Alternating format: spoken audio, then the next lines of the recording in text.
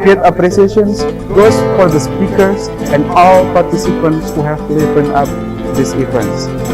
And again, welcome to the Fort Aicosh. Hopefully, this event can be the opportunity to broaden our insight to anyone involved. Welcome to the Fort Aicosh. Hopefully, this event is useful and can add insight to anyone involved. FISHUM Muda, FISHUM Mendunia. Thank you very much. Assalamualaikum warahmatullahi wabarakatuh.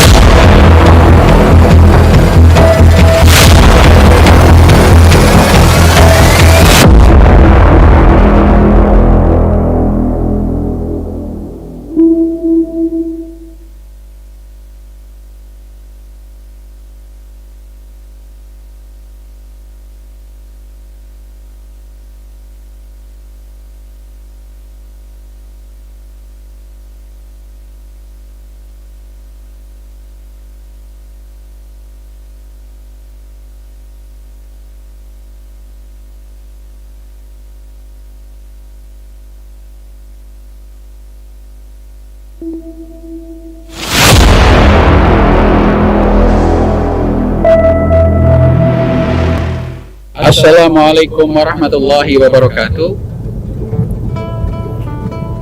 I am Al-Makin, currently entrusted with the task of Director Sunan Kalijaga Islamic State University. On behalf of our campus, Sunan Kalijaga State Islamic University, particularly the Faculty of Social Sciences and Humanities, I would welcome all speakers and participants of the fourth Aicosh.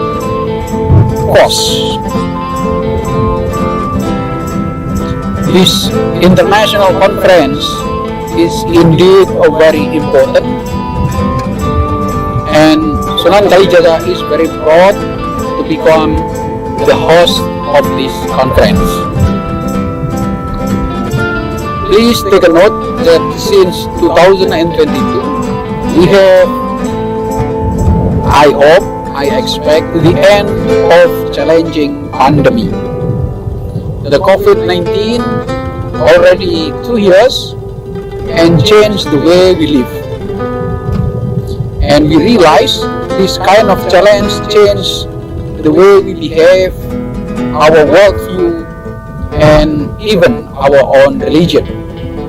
At the same time, we also face with another yet challenging global world like the conflict between Russia and Ukraine. This conference is a place where you could discuss with us, share your ideas, your research, your experiences with the title Humanity in War and Conflict, Beyond Space and Time. This theme is very relevant to today's discussion in Indonesia and beyond. This international conference will be a place where we could be very productive and prolific, at least to plan the next agenda or in action to write a papers in collaboration with our colleagues, or to further research what is possible and what is challenging. Once again, on behalf of Sunan Kalijaga State Islamic University, I welcome you in this international conference. Hopefully, this will become a milestone to our further friendship, collaboration, and working together. Thank you very much. Assalamualaikum warahmatullahi wabarakatuh. Assalamualaikum warahmatullahi wabarakatuh. Welcome to the speakers and participants of the fourth Aicosh organized by the Faculty of Social Sciences and Humanities, UIN Sunan Kalijaga, Yogyakarta. This international conference has been held by our faculty since 2019. This year will be our happiest moment because our conference will be held offline after the previous two was held online. The fourth Aicosh will offer a theme, Humanity in War and Conflict, Beyond Space and Time. It is designed to invite academicians and researchers to share ideas and perspectives which are able to answer the problem. We hope that this fourth Aicosh will be able to deepen the understanding of the social sciences and contribute to the social changes caused by conflict and war. Aicosh 2022 brings the theme Humanity in War and Conflicts Beyond Space and Time. This theme was chosen because of the recent events of humanitarian conflict, both on global and national scales. This conference is expected to strengthen discourses on issues and perspectives emerging from the three majors of social science: psychology, sociology, and communication science. In other words, the fourth Aicosh is a contribution to expanding our understanding of social phenomena at all levels of analysis. Alhamdulillah, this conference is expected to be attended by participants from various countries, including Germany, Ireland, Australia, Turkey, Malaysia, Philippines, and Indonesia, of course. As the organizing committee, we hope that this conference can produce useful ideas for the civilizations nowadays. At last, to Professor Abdul Al-Makin NA, Rector of UIN Sunan Kalijaga, and Dr. Muhammad Sodiq SOS MSc as a Dean of the Faculty of Social Science and Humanities, thank you for your best support to the committee. And our great appreciations goes for the speakers and all participants who have livened up these events. And again, welcome to the fourth Aicosh. Hopefully, this event can be the opportunity to broaden our insight to anyone involved. Welcome to the fourth Aicosh. Hopefully, this event is useful and can add insight to anyone involved. FISHUM muda, FISHUM mendunia. Thank you very much. Assalamualaikum warahmatullahi wabarakatuh.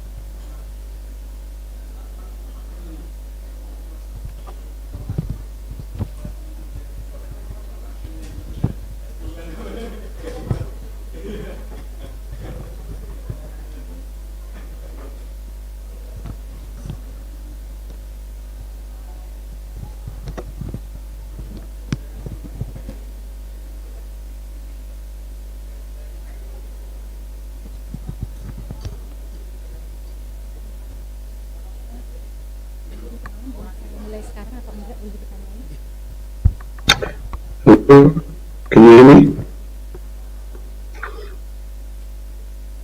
I can't hear you very well. Tes. Yes. No.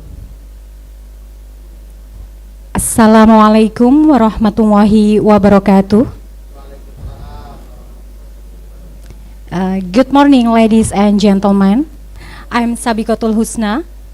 It's great pleasure for being the moderator for this plenary session of the 4th International Conference on Social Science and Humanities, Aicosh 2022.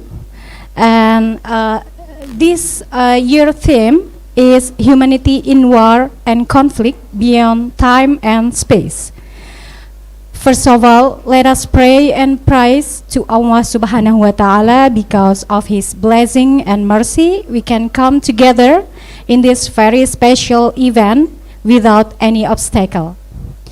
Ladies and gentlemen, I would also like to salute first to the Honorable Dr. Muhammad Sodik MSI, the Dean of Faculty of Social Science and Humanities, Dr. Sulistianingsih MSI, Dr. Yani Triwijayanti MSI, Dr. Badrun Alaina MSI, the Vice Dean of Faculty of Social Science and Humanities. And of course, I would also like to give salute to the honorable keynote speakers who already joined us in Zoom meeting, and also one of the keynote speakers, Brigjen Paul Andri, already joined in Interactive Center here this morning. Thank you very much, Bapak. And also to all participants who attend this session, both via online, in Zoom meeting, and also offline in Interactive Center, FISHUM.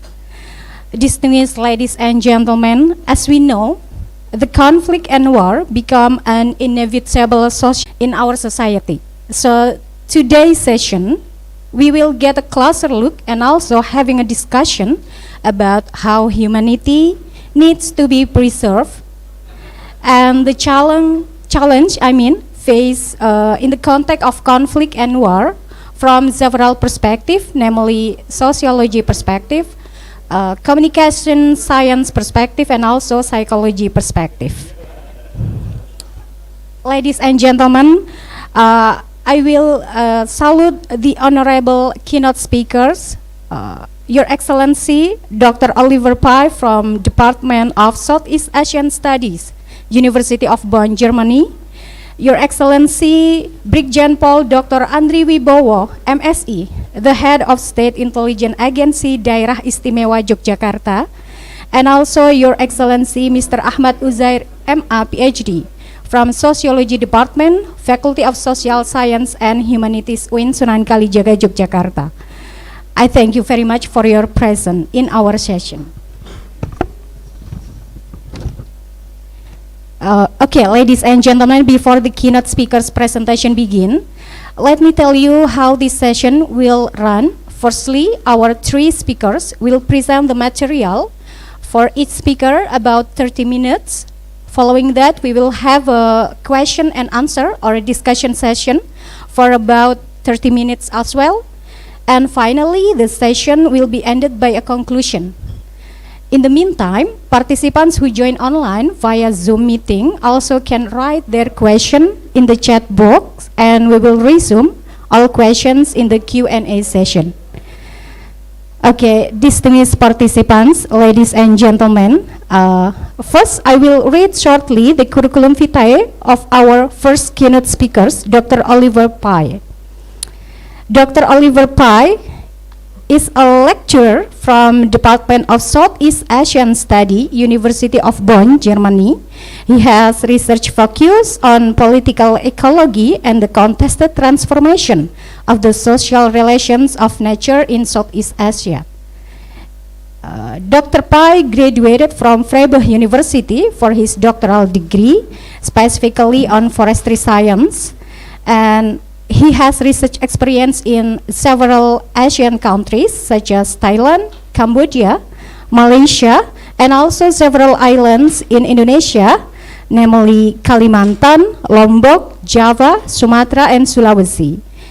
He particularly has interest in the challenge faced by social movements and their global connection, and in the transnational potential of the labor movement across the region. Dr. Pai also has published many books, scientific article journals, and book chapters. He also has delivered many public lectures in many universities and places across Europe and Asia. And perhaps the committee can show the curriculum vitae of Dr. Oliver Pai in the Zoom. Okay. And if we address the profile of Dr. Oliver Pai, we can conclude that a very stunning profile, and hopefully we can gain fruitful discussion and new insight from Dr. Pai today.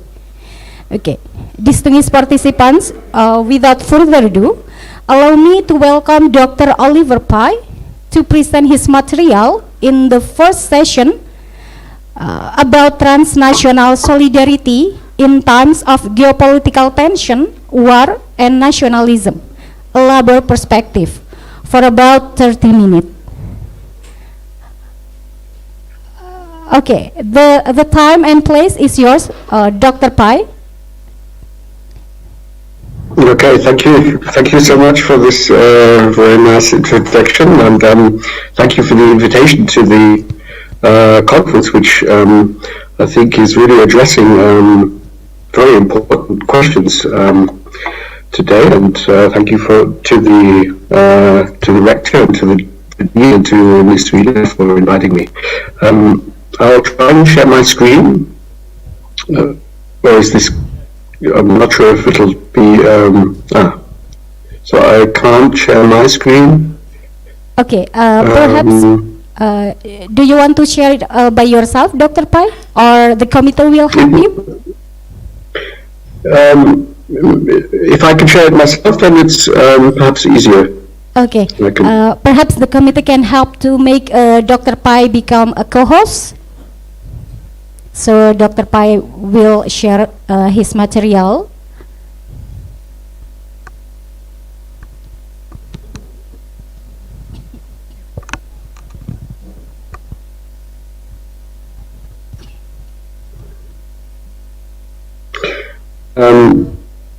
Yeah, while we're waiting, I think I can. Okay. I can start. The committee still. Okay. You can share by now, Dr. Pai, as the committee already assigned you as a co-host. Thank you. Oh yeah.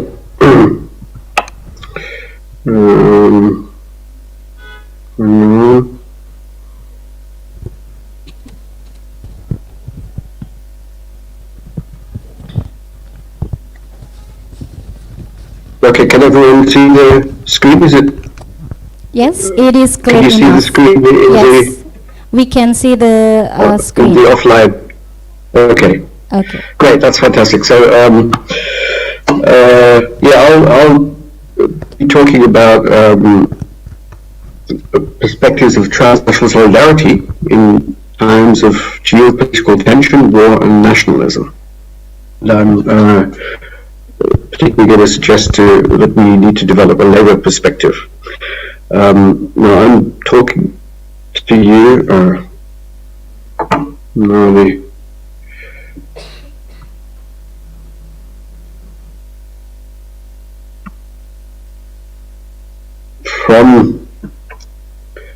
From Germany. Actually, I'm in Greece right now, but normally in Germany, and Germany is very, very close now to the new war, which happened, which has started with the invasion of Russia by Russia of the Ukraine, and I think the war shows that we are living in very dangerous times. Can everyone hear me? There seems to be some. Pardon, Doctor? Dr. Pai, do you want to? Can you hear me properly? Yes, we can hear you. Okay. Okay, great. So what the Russian invasion marks is a new shift in geopolitical power relations. So we have basically a situation now where NATO won the Cold War against the Eastern Bloc and expanded into Eastern Europe, and Russia is now retaliating by invading the Ukraine. But at the same time, we can see China emerging as a new geopolitical power, and the US trying to contain the influence of China by military means. So we have a new imperialist bloc building in the world, which is bringing us very, very close now to a new Third World War and to nuclear annihilation. So it's a very, very dangerous situation. And all this imperialist war making is explained in nationalist terms. So nationalism is being used as a kind of ideology to hide the real interest behind this carving up of the world, to hide the real imperialist interests, and to explain these wars, this new, war, as something natural, something which happens because of national states. So in the way that we see in Germany now, the war is being really explained not as a power struggle between different blocs, between NATO and the other imperialist powers, but between Russia and Ukraine. So they're always talking about the Russians, the Ukraine, who is winning the war, Russia or Ukraine, but who is losing the war? The millions of refugees, the young men who are forced to fight for a war which is really not helpful to humanity at all. So this is a very, very dangerous situation, and one of them,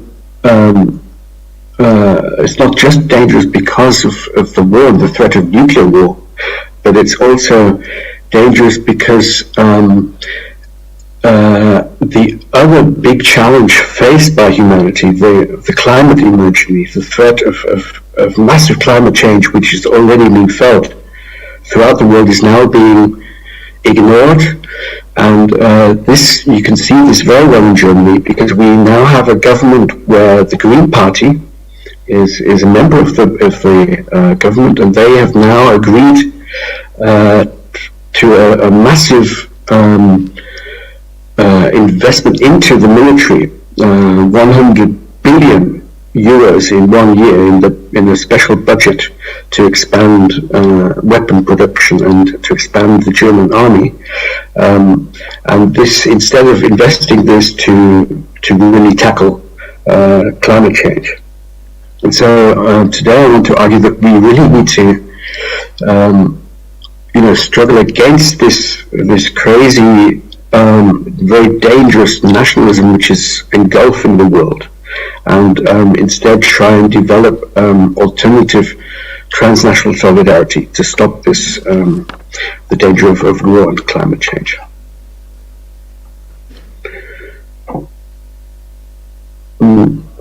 Now, I'm not an expert on imperialism myself, so my work is on Southeast Asia, and especially on the palm oil industry, where I do most of my empirical work. And I think the interesting thing about the palm oil industry is that you can see a similar ideological nationalism taking over the debate around the pros and cons of this industry, and this has happened especially in the context of environmental justice campaigns in Europe that have made the European Union phase out subsidies for so-called biofuels.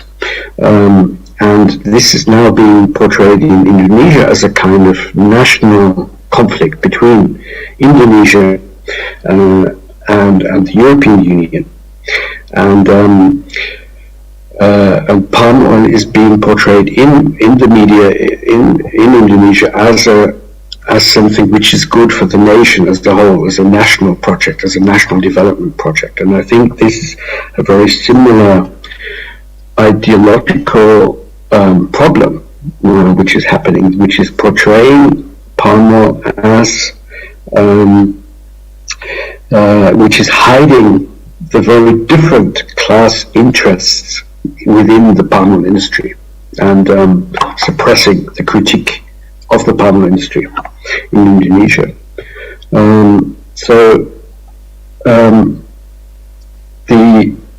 Some of the rhetoric in Indonesia has been to say there's a sunflower oil lobby in the European Union which is acting against the palm oil industry and this kind of thing, which is, to be honest, absolutely ridiculous. There is no sunflower lobby.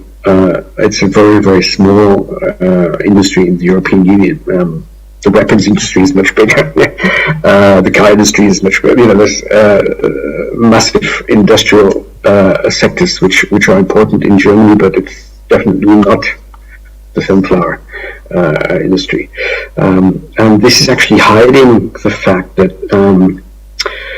the campaigning in Europe is because of real problems in Indonesia. It's because there are transnational links between activists in Indonesia and Malaysia with European movements.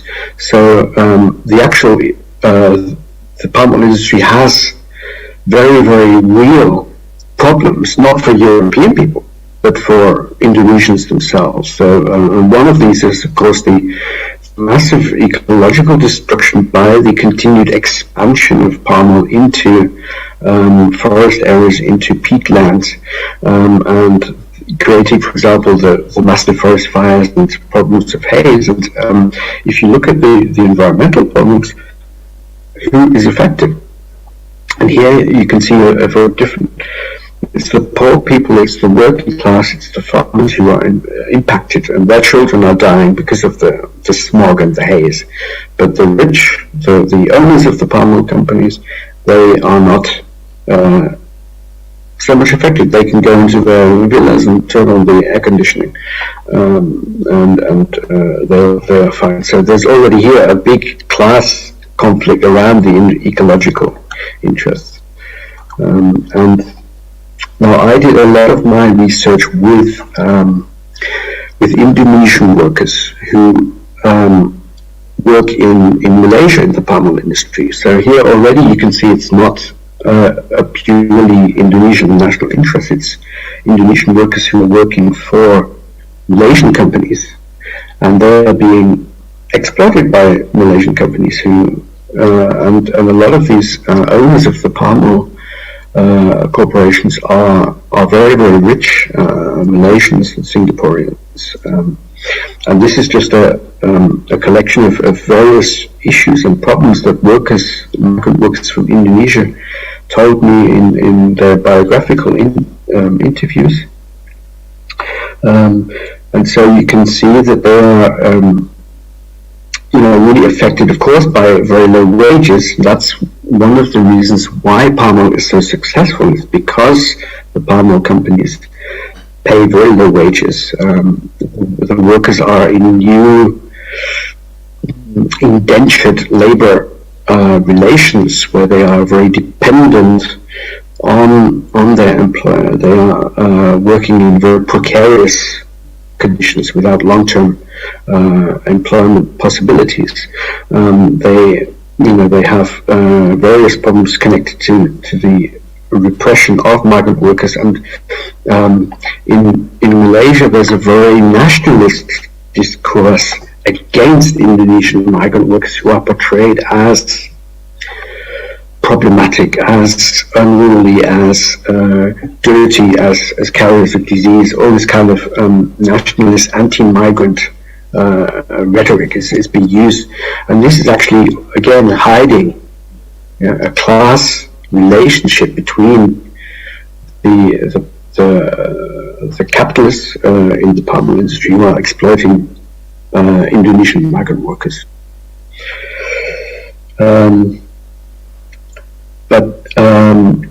Now I'm arguing that we should take a labor perspective, not just because labor is often ignored in these debates and because of, but I suggest that we should see workers and labor not just as victims, but also as potential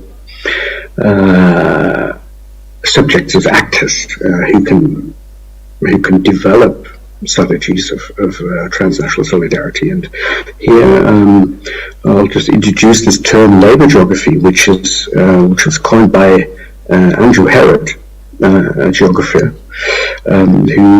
who argues that workers actively produce economic spaces and scales to further their own interests of social reproduction, to take care of their families, to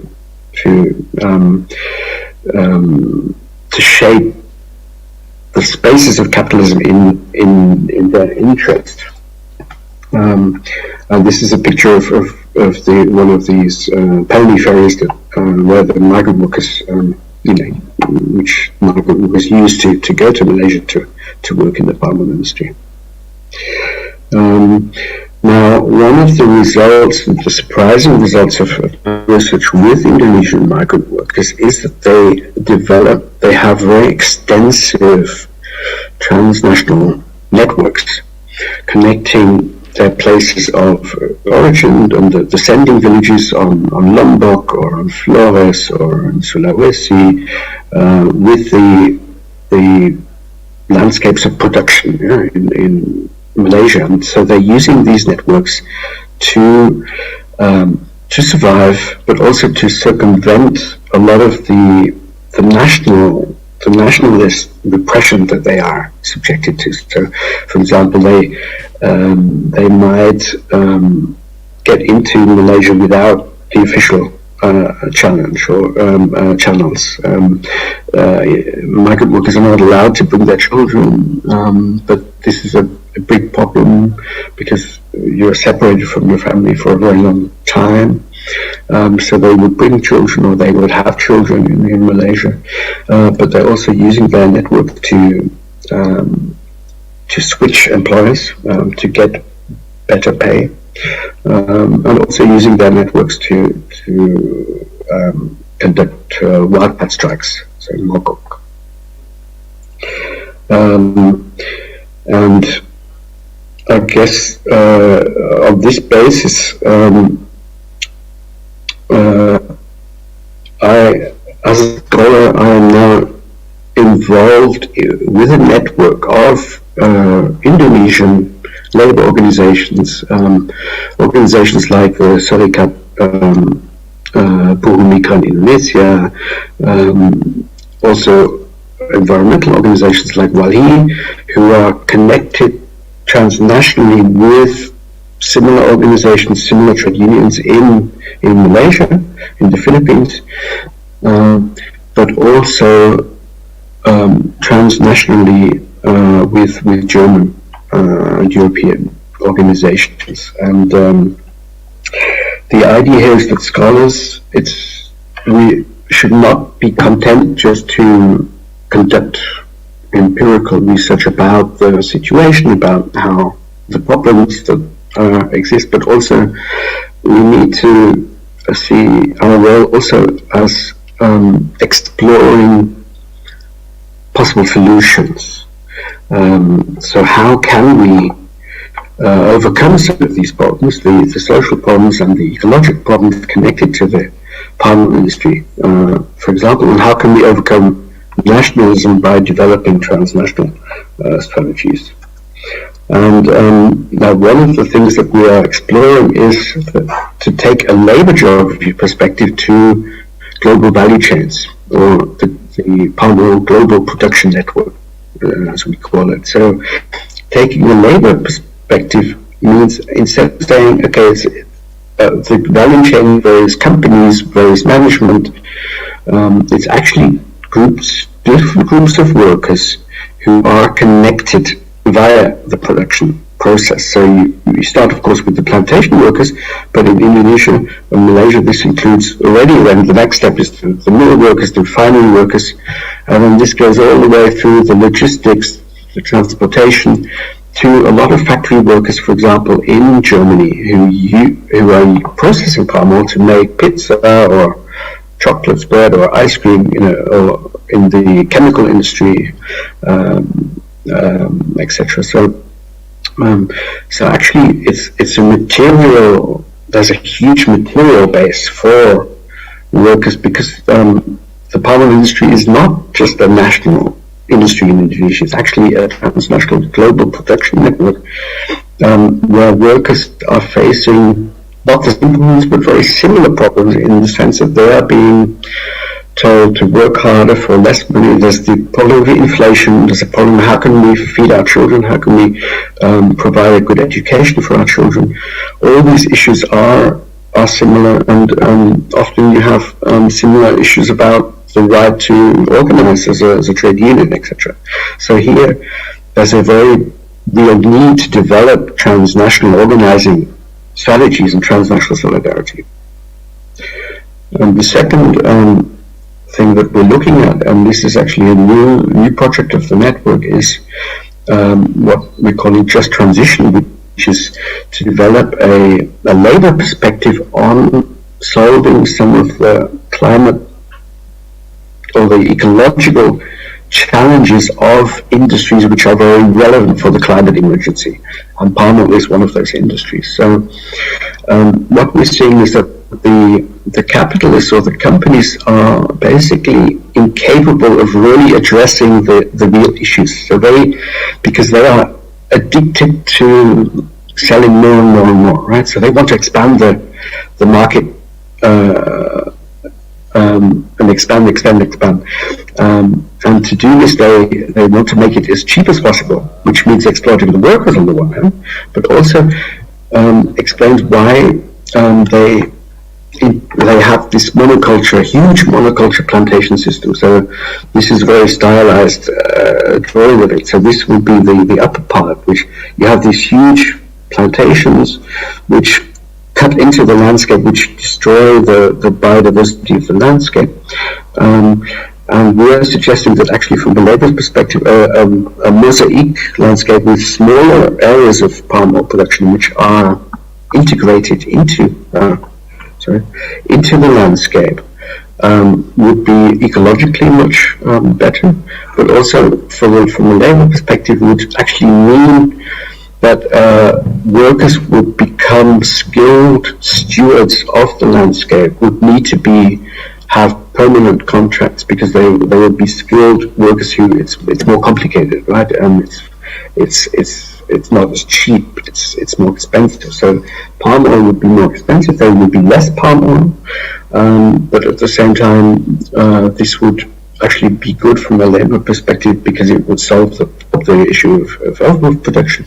It would also put pressure on the companies to pay a decent wage, and so we're now developing a project where we want to have discussions amongst workers and amongst trade unions and between the labour movement and the environmental justice movement, not just in Indonesia but also along the supply chain in Germany as well, to see what kind of strategies can we develop if workers and trade unions start to think about the ecological issue and not just about the social issue. So this is our next issue that we want to look into as scholars. So just to end here, maybe just to generalize from the palm oil industry, which is of course a very, very big and relevant industry for the whole world, not just for Indonesia. I think in times of increasing nationalism and global tensions and the threat of a third world war, that as scholars we need to deconstruct this nationalist ideology. That's our first task, that we must be careful not to accept that this is a kind of natural way of organizing society. Then the second point is that we need to, as social scientists especially, we need to turn to the work to really understand what's going on the ground. How is the situation for the mass of the people? And this is a neglected, there's a lot of work being done with farmers and indigenous peoples, but not so much on workers, on labor. And the third point, I would say that as scholars, we can't just describe the status quo. We also need to contribute to thinking about, how can we provide solutions? So how can we create new strategies of transnational solidarity? Thank you very much.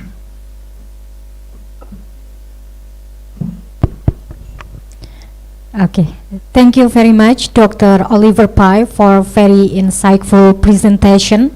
I personally feel getting very fruitful knowledge, new knowledge, about a labor perspective on transnational solidarity, particularly in palm oil industry controversy. Ladies and gentlemen, without further ado, now we move to the second speakers who already together with us in Interactive Center, Pukul Dr. Andri Wibowo MSI. I will give the opportunity for Pukul Dr. Andri Wibowo, and personally Pukul Dr. Andri asked me that he will tell his background personally, so perhaps the committee can help to show the curriculum vitae, and I will give the time for Brigjen Paul Dr. Andri Wibowo. Time is yours, sir. Can I stand there? Yes, of course.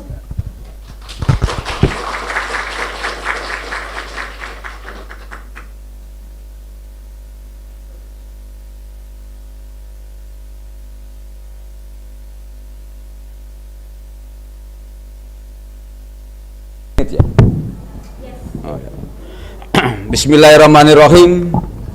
Assalamualaikum warahmatullahi wabarakatuh. Good afternoon, ladies and gentlemen, my honorable friends, the Dean of Social and Humaniora Faculty of UIN, University Islam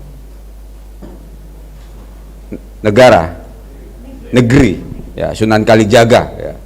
Sunan Kalijaga is one of the famous Islam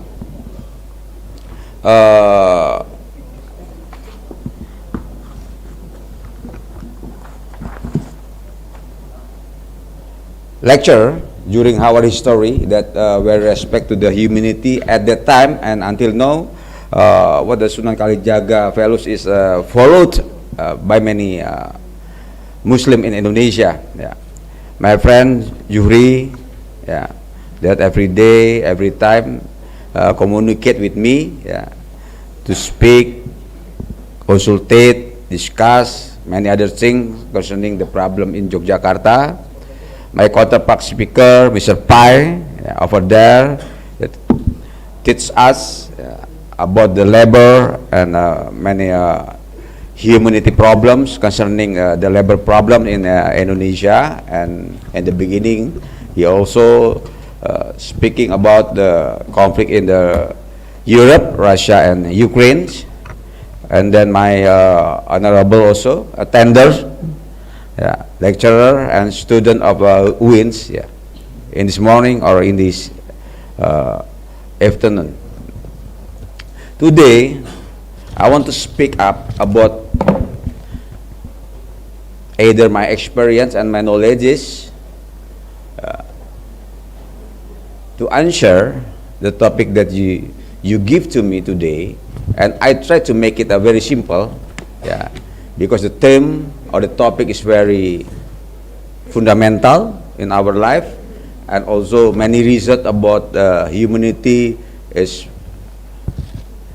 very flourish, thousand, maybe million research, talking about humanity, and I have to simplify it in the 30 minutes time in standing in front of you. Yeah.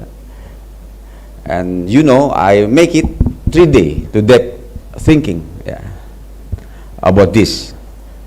Before that, yeah, I want to introduce myself and tell you my experience during my time in duties and also as a Indonesian citizens. That this time I learned about many things about humanities, either in the concept of idea or in the actualizations during my task as a police officers, either in the home country or my task in the abroad. Yeah. I am graduated from Police Academy in 1993, yeah, in Akpol Semarang, and then my first duty in Bali and Nusa Tenggara Timur, yeah. And then after that I study about law in the Faculty of Law in the University Technology of Sydney in 1998. Yeah. After that I have been posted or given a task from the state to follow the International Police Task Force in Bosnia Herzegovina, the war in Europe, the war in the center of many people talking about humanity and democracy. Yeah, almost 13 months there to democratize the new country of Bosnia Herzegovina, yeah, spirited from the fatherland or motherland Yugoslavia. And then I ever also doing duty in Metropolitan Jakarta, yeah, for 11 years, and then also ever been posted in Aceh, yeah, as a part of international group, yeah, to facilitate the conflict Aceh that was spirit from the NKRI, yeah, from the Republic of Indonesia. And the last I've ever also posted in Sulawesi Tengah, the center of Sulawesi, to handle and to plan, make an operation against the terrorist movement led by Santoso and Poso, and currently the government still doing this operation with the Sandi names Madogoraya. Yeah. I also studied in graduate, postgraduate, and doctoral programs in 2019 concerning about the identity conflict, yeah, the model of identity conflict, and also this is the model also that the war that happens and occurs in our histories. Yeah. As you saw in my slide first, yeah, that many people in Indonesia, yeah, also me, yeah, study about humanity, yeah, starting from the elementary schools. Yeah. I don't know now, but when I was in elementary school at the time, yeah, my teacher, yeah, my education ministry, yeah, obligate, yeah, to every student of Indonesia to study, yeah, about Pancasila, yeah, the fundamental ideology, the fundamental of norm, yeah, that founded, yeah, by our founding fathers Bung Karno and his counterparts at the time, yeah, concerning five basic values. One of them is talking about humanity. Yeah. What kind of humanity? Yeah, as we know there, humanity is a caring, yeah, helping, protecting, respecting, tolerating, and understanding others. Yeah. By the time also, yeah, during the study, yeah, in the intermediate level, yeah, I study also about religion and cultures that also, yeah, give us a lesson about humanity, either religion, either culture. Yeah. Also talking about caring, helping, protecting, respecting, tolerating, understanding, and adjust. And then finally, we study also again about humanity when I was in the police academy. Yeah. The lecture then, the instructor there, yeah, give me the doctrine, yeah, and also the police knowledge, give me the thing about fight crime, love humanity, and help delinquents. Also talking about caring, helping, yeah, protecting, respecting, tolerating, understanding others. Yeah. This is, or these are the fundamentals for me to understanding the humanity idea. What those are. Yeah. The next. Yeah.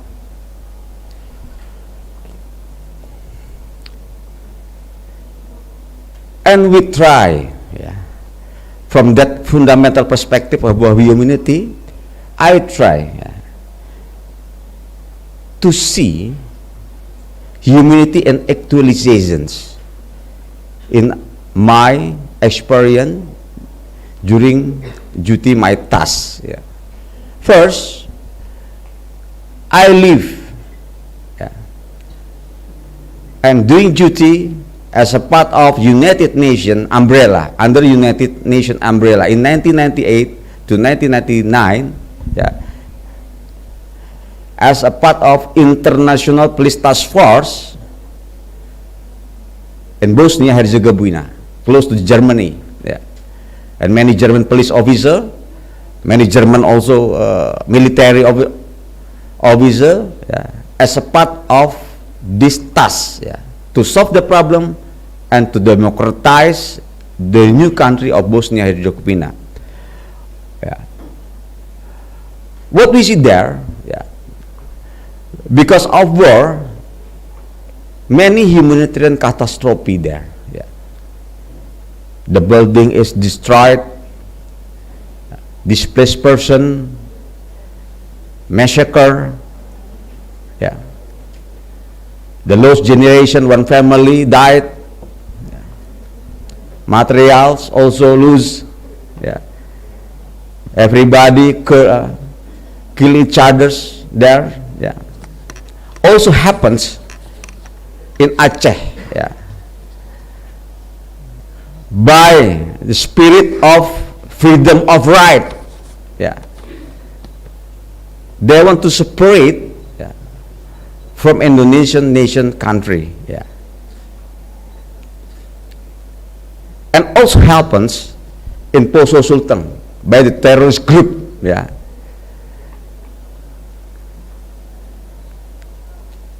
They say, that's my right, that my fellows is better than state fellows. State is togut, yeah. State is a devil excess. Pancasila is devil excess. The best one, in my opinion and our opinion, yeah, causing the terrorist group, yeah, to use, yeah, the ISIS, Islamic State fellows, yeah, yeah, also, yeah, occurred, yeah, killing, murder, rape, yeah, and others, yeah. State and the terrorist groups, and also the conflict group, yeah, say that they enforce their right. The next.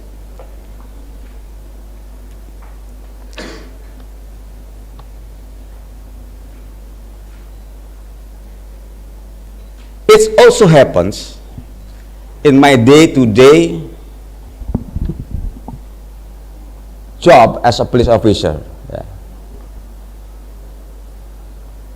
The police also handling, yeah, many against humanity crime. For example, trafficking in person. Yeah. They sell person from other country to another country, yeah, for any purpose. by illegal way.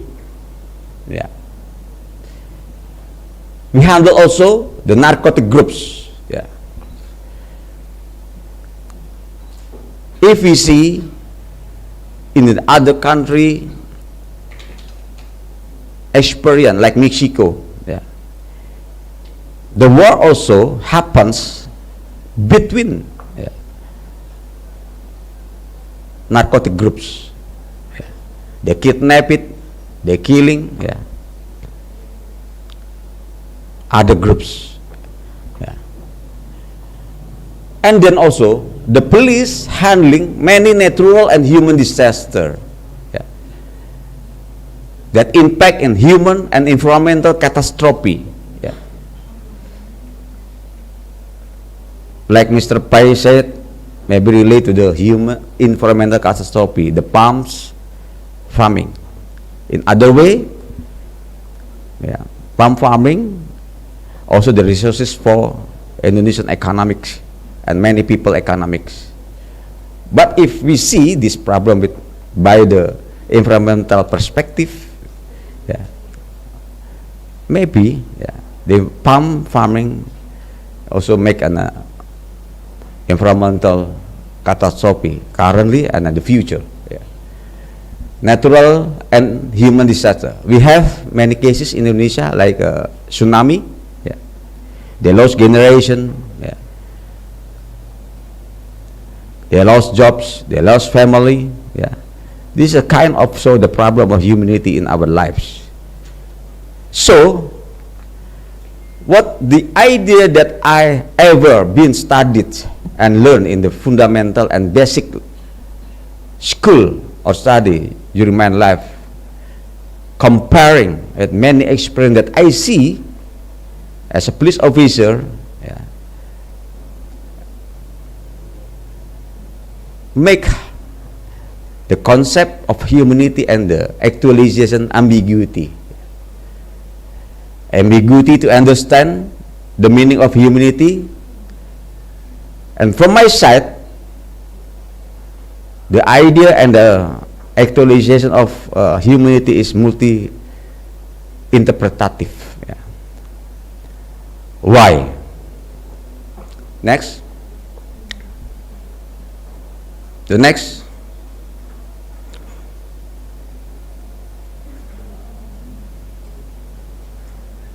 In every the world, in every nation history, we will find this kind of ambiguity. Ambiguity between the winner and the loser. In the same place of war. Yeah. For the winner, for the perpetrators of the war that doing the same with the enemies, killing, destroying, impacting to many humanitarian space, the state will or the international community will give them medal of honor, and the history give them as a patriot. But for another groups who loses from the war, yeah, and unlucky, some of them will be stated as a perpetrator of criminal war. Yeah. The same war, the same place, the same act, but different destiny. Yeah. The next,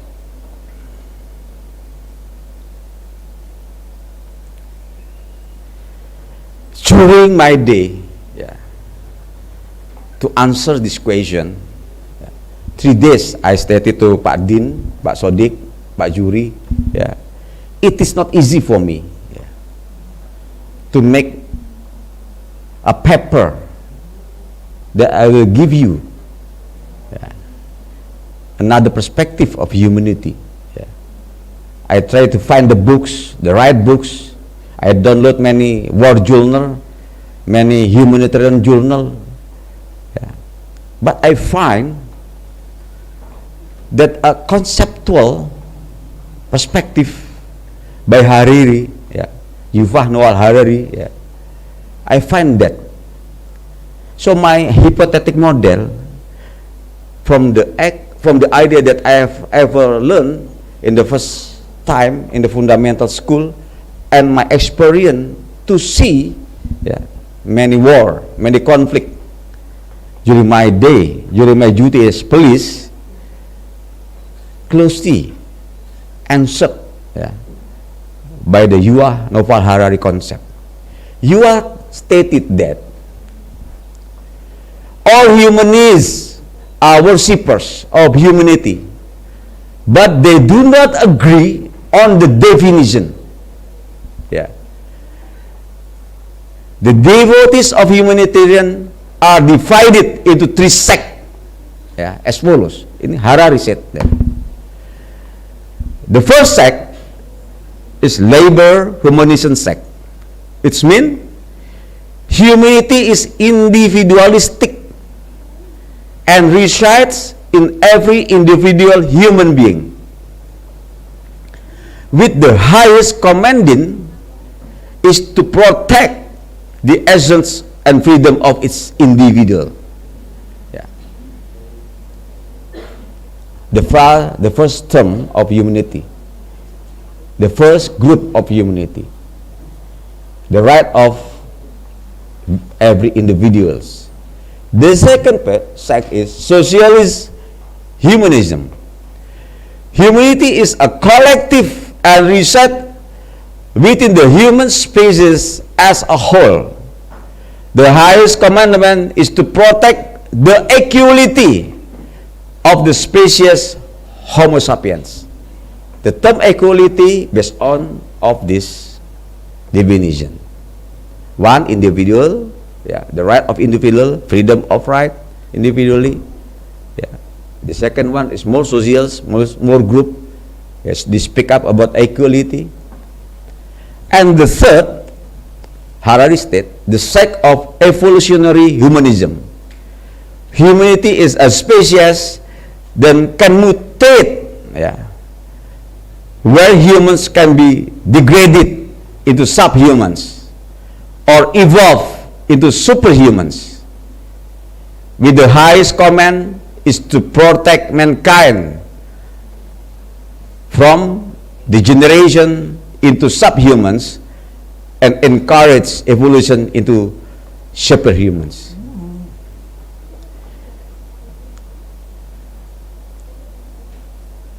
Harari make the third one, they taken from the perspective of Hitler, when the Aryan groups, yeah, will be devoted to be the superhumans. They study about what the Nazi groups, yeah, that ever occurred in Europe during World War II done.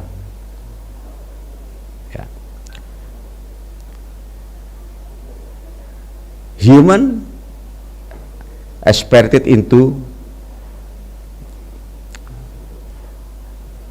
the good and the bad group, and from this point of view, the sect of evolutionary humanism, the good one, the best one, yeah, doing some humanitarian or anti-humanitarian activities, yeah, to degenerate the subhuman and encourage evolution into superhumans.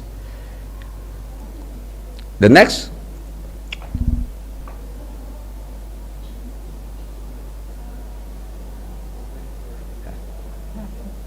this is from my point of view, yeah, after the era of colonialism, when Indonesia also the victims of the imperialisms, many countries in the world also victim of imperialism and colonialisms. After the World War I, after the World War II, yeah, especially after the bombing of Hiroshima and Nagasaki, yeah, the nuclear bombing that makes the environmental and human catastrophe, yeah, at that time.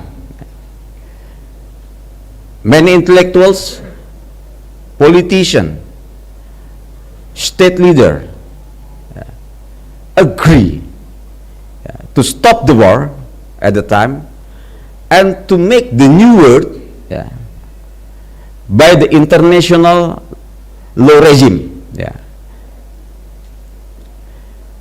make a infrastructure like United Nations and many infrastructure, yeah, especially to make the human rights international law, yeah, that also evolved, yeah, from the first one until now, yeah, to prevent the war.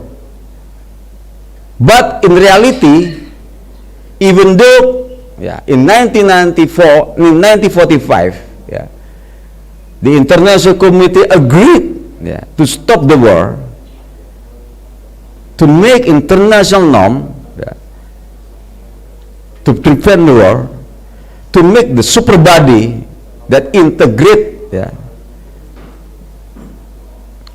or to facilitate, yeah, many, yeah, nation representative to speak up about equality among countries, yeah, in the United Nations, yeah.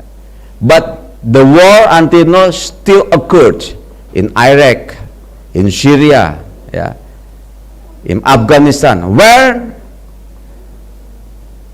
the American and allies involved on that war in many justification. Also now we see in Europe, yeah, the birth of humanitarian knowledges, the birth of many, yeah, humanitarian non-government organizations operation, yeah, ICC and of course, yeah, and others, yeah. War still occurred between Russia and Ukraine in the new one. But from my point of view, yeah, the birth of new sect, legalistic humanism, is the middle way, yeah,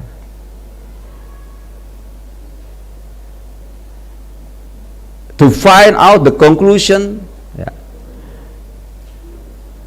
in the conflict of idea of humanism that Harari stated in the three part of conflict of humanism idea: individual, liberalism, humanism, socialism, humanism, and evolution humanism. Legalistic humanism is the middle way, yeah, the norm. In my point of view, even though, yeah, it cannot prevent the war and conflict, but legalistic humanism could protect many countries, nations, communities, and individuals from broader humanitarian problem. Because of what? In the history, Indonesia or other countries' history, the idea, step back to Harari, yeah. Yeah. Even though idea humanism, it's make also stipulate influencing, yeah, the new war. For example, liberal humanism sect, yeah, right of individual. If you can imagine, like Indonesian country, if every people, because of this reason, want to spirit, yeah, from Indonesian country, I think will be many conflict there. The sect of social humanism, also equality, yeah. In the name of equality, yeah, also we face many evolutionary humanism. So, from my point of view, currently and the future, the last slide, we have to agree and back that to 1945, when many state actors, many people stop the war and make new sect of idea of humanism, that is legalistic humanism. We live with norm and we live to enforce the norm in the micro, in the middle, and the macro life. Once again, as a conclusion, legalistic humanism, even though cannot prevent the war, but this is the way for all of us to prevent broader humanitarian problems. Thank you very much. That's all from my point of view, and I am very pleased to have a question from you. Thank you.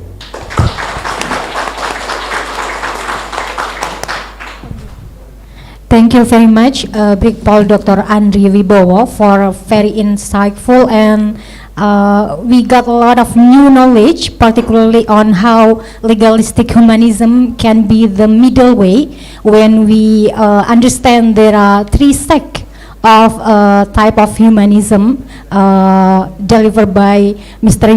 Yufah. I personally feel a very interest in this discussion because I currently read Mr. Novah books, and Dr. Andri give a very eye-opening understanding, right, distinguished participants. Thank you very much for once again. Now we are moving to the third speakers. Perhaps the committee can help me to check that Mr. Uzair already joined via Zoom meeting. Does Mr. Uzair already join in our Zoom meeting? Can the committee confirm? Yes, I'm joining the meeting. Okay, thank you very much, Mr. Uzair. I personally apologize for not checking and confirm. Ladies and gentlemen, before I give the opportunity to Mr. Uzair, I will read and explain the curriculum vitae of Mr. Uzair, PhD. Mr. Uzair, MA, PhD, is currently the Secretary for the Head of BPIP, Badan Pembinaan Ideologi Pancasila, or Pancasila Ideology Development Agency Republik Indonesia. He was the Director of International Office in Sunan Kalijaga from 2018 to 2020.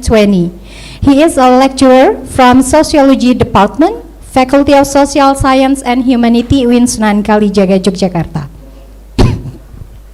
He got his master degree from International Institute of Social Science, Erasmus University Den Haag, the Netherlands, and his doctoral degree from Flinders University, Australia.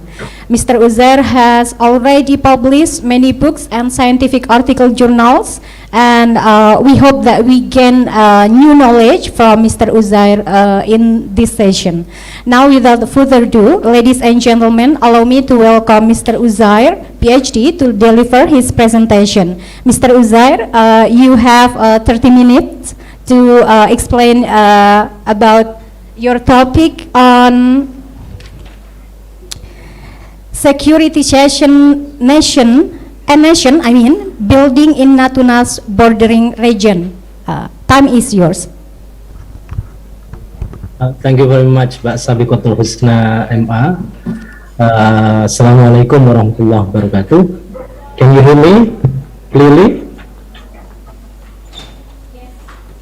I hope. Yes, we clearly hear you, Mr. Uzair. Okay, thank you. Assalamualaikum warahmatullahi wabarakatuh. Salam sejahtera untuk kita semua. Om Swastiastu, Namo Buddhaya.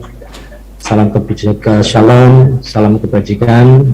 And allow me to to greet you with a special greeting from Badan Pembinaan Ideologi Pancasila. Salam Pancasila. Yang terhormat Profesor Al-Makin, Director of University of Islam, Islam Negeri Sunan Kalijaga.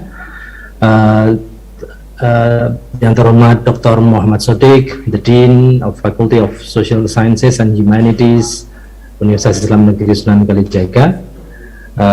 And I would like to greet my senior colleagues as well at the faculty, from whom I learn a lot, how to teach, how to handle student affairs. Ibu WD 1, Ibu Sulis, kemudian ada Pak Badrun Laila dan juga Ibu Yani dan other colleagues that I cannot mention one by one. And of course, I would like to greet the distinguished speakers that I have been enjoying listening to the speech, to Dr. Oliver Pai from Germany, and also Region Policy Dr. Andri Wibowo, PhD, from Badan Intelijen Daerah. Salam kenal Bapak. This is an honor for me to share. This is only a preliminary research since I worked at the Agency for Pancasila Education in Indonesia, of Indonesia. I had some opportunities to visit different parts of Indonesia. Some of them Indonesian regions bordering with other countries, such as Sangihe in the northern Sulawesi, and as well as Natuna in the province of Rio Island, which I will present shortly.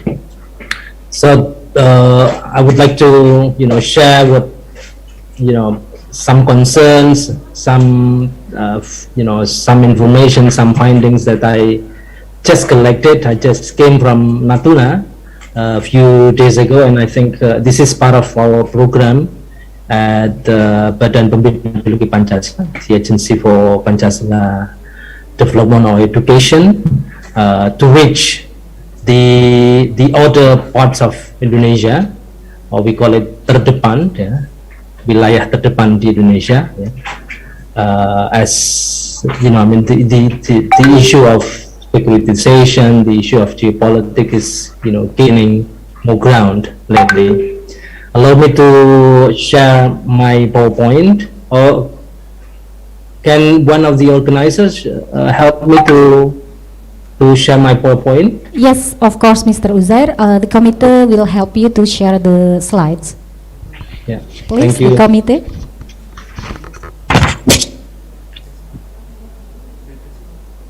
To begin with, in the last few years back, we've been familiar with the idea of globalization, the idea of globalism, which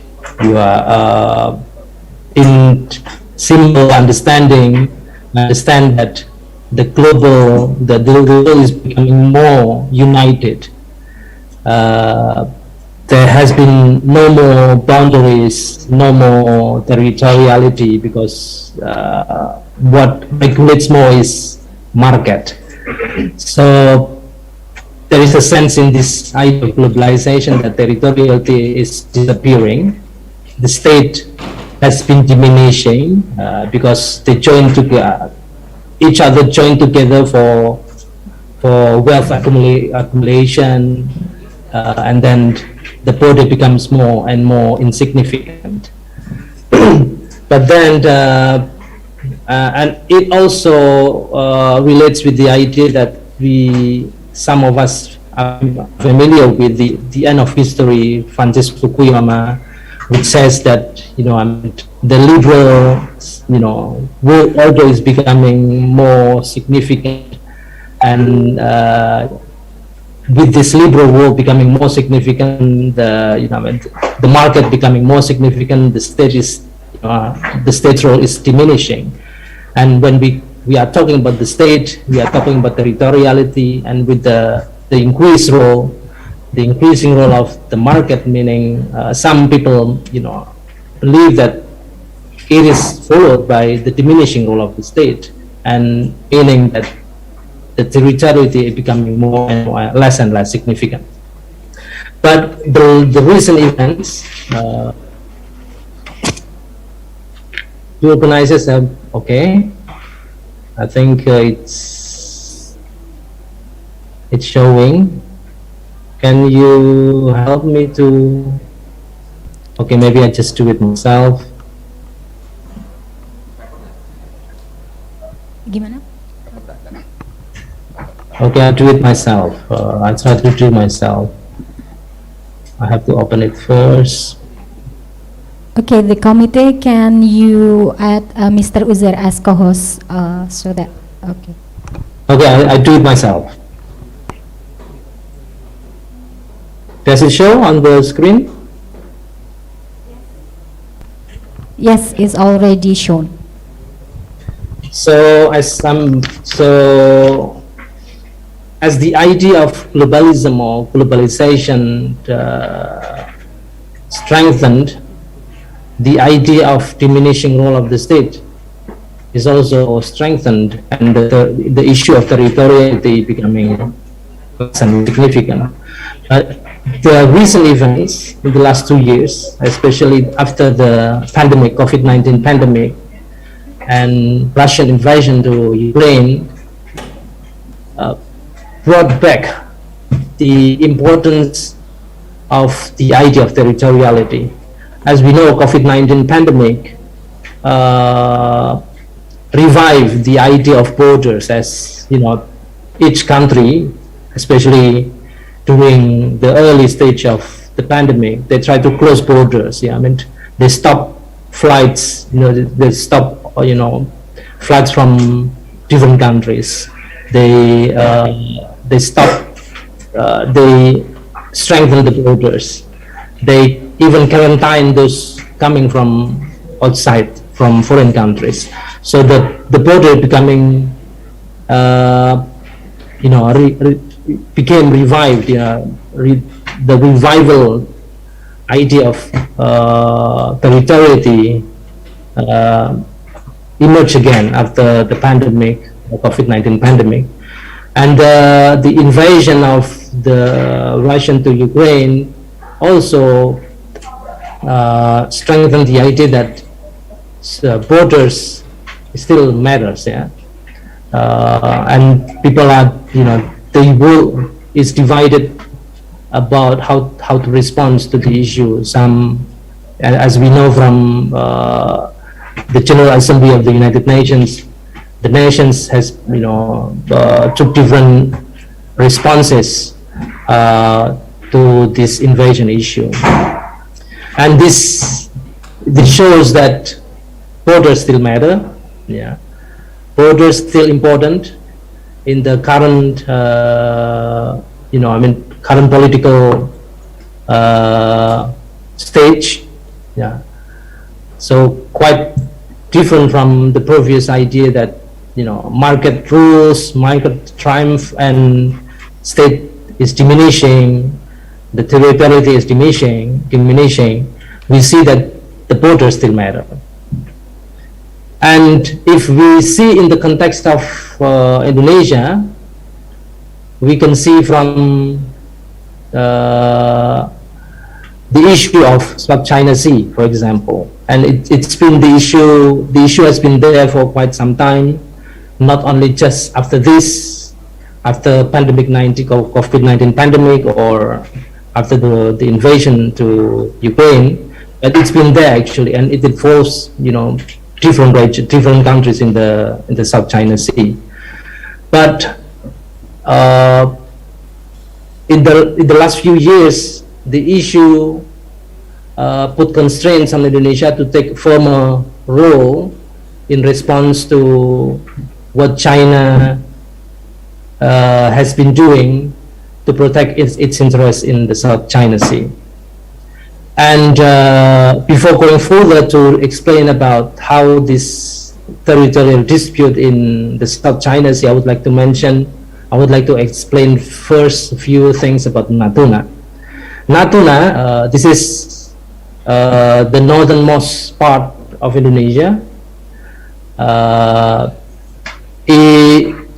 According to history, Natuna has strong historical links with Sultanate Patani, and later with Sultanate Terengganu.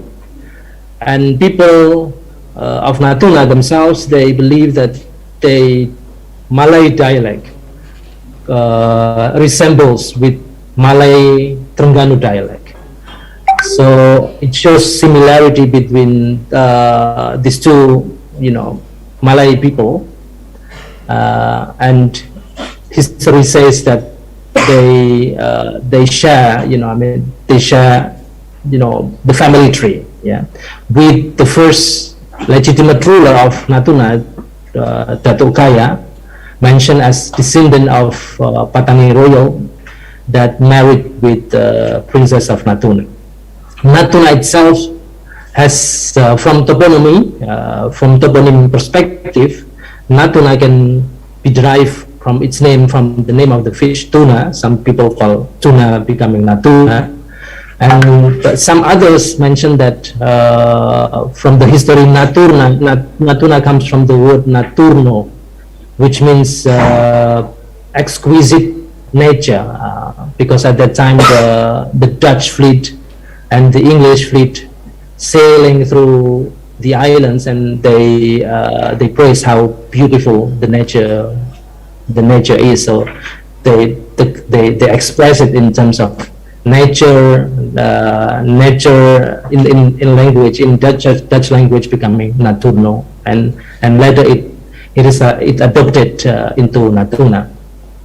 Natuna itself, the borders, why Natuna become part of Indonesia, some mentioned the importance of Anglo-Dutch Treaty 1824, which divide Malay archipelago between those belong to Dutch colony and those belong to UK colony, the Great Britain colony. And some mentioned that Natuna was not specifically mentioned in the treaty. So some question about even some Malaysian academic, he mentioned that because it is far away from Jakarta, it shares historical links with Melayu Terengganu. Malaysia has more rights to own Natuna. But some other source mentioned that there had been some Dutch settlers before the signed agreement of the Anglo-Dutch Treaty. So from the de facto perspectives, from the Dutch, the presence of Dutch settlers in Natuna, it shows that Natuna has been formerly part of Dutch colony, and then because of this connection with the Dutch colony, Indonesia has more rights to own this Natuna island. But Natuna itself, as a province, as part of the territory, only become part of the territory in 1956. Formally become the part of the territory in 1956, with its inclusion as part of Central Sumatra province. And I found that in 1957, the Juanda cabinet, it proclaimed what now known as Juanda Declaration, which proclaimed Indonesia as archipelagic nation, meaning that the nation consists of thousands of islands, and the accumulation of the islands represents the integrity of the territoriality, integrity of the boundaries, and it cannot be separated one by one, but must be integrated into the whole stem with the boundaries along with territoriality along the boundaries. So there has been some campaign to form what the so-called archipelagic nation, as stated by the Juanda Declaration, and now the Juanda Declarations have been adopted in what so-called the UN International Convention on Law of the Sea, which regulates the what the so-called, we call it zona economic exclusive economic zone, 200 miles from the shore, and it is a success for Indonesia to claim this archipelagic nation, and it becoming the norm.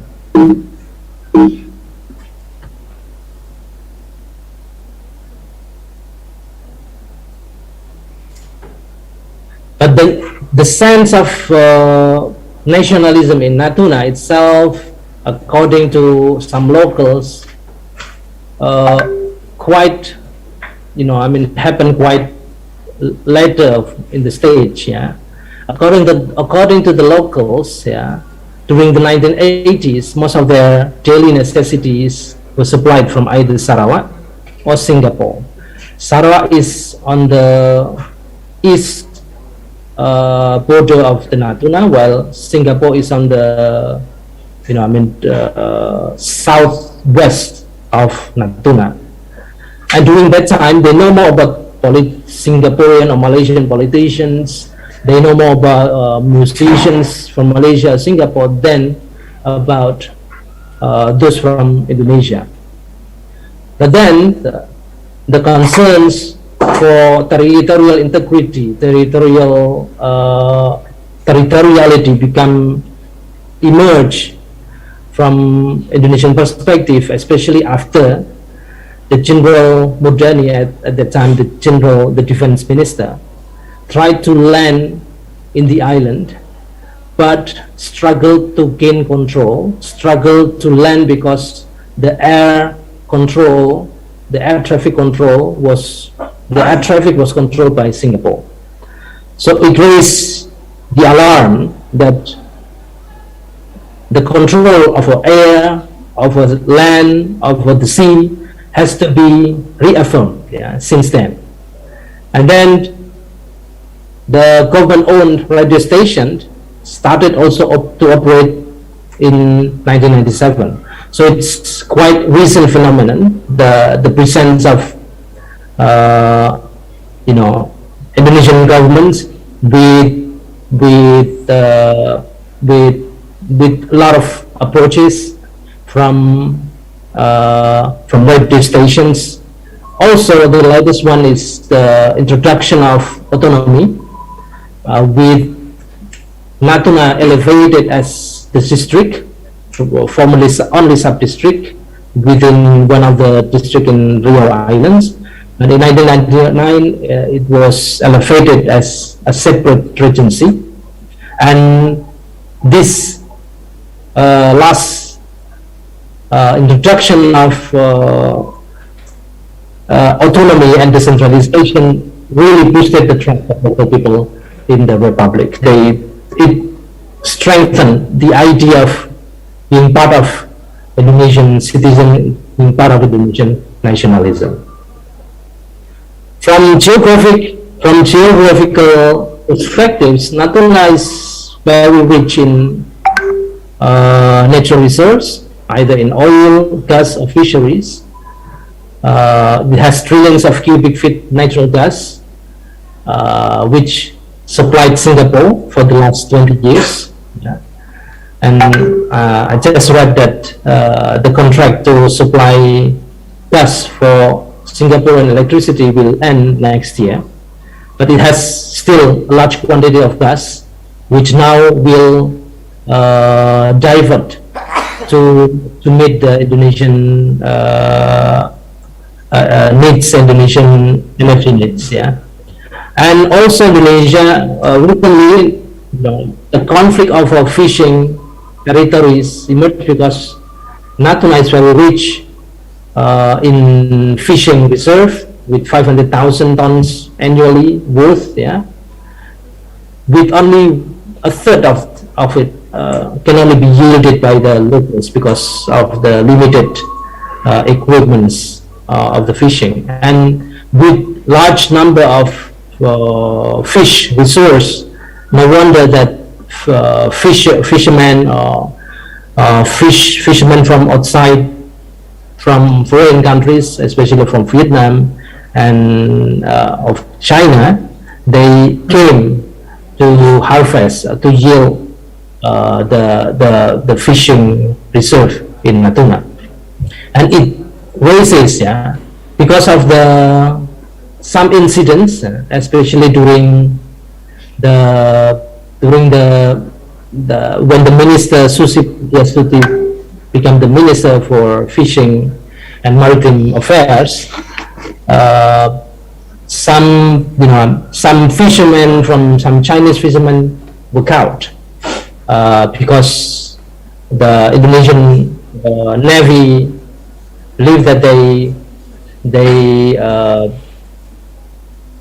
they step off Indonesian territory, while China believe that they still fishing within what they call as a traditional fishing grounds, which overlaps what they believe as traditional fishing ground with zona exclusive economic zone belong to Indonesia will overlap, and it creates tension between China and Indonesia.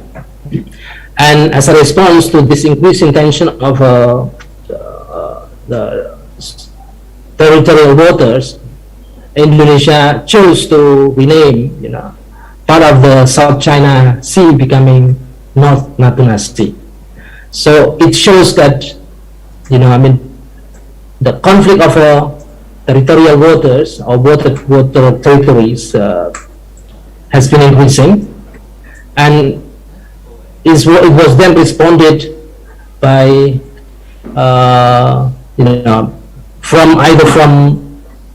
either by practicing stricter rules to confirm the territory, or by capturing Chinese or Vietnamese fishermen, as well as by putting more military presence in the area.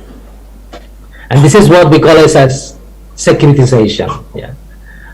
Because of the need to secure the territoriality, the need to ensure territorial integrity amidst the increasing conflict of Natuna Sea, or not Natuna Sea, or South China Sea.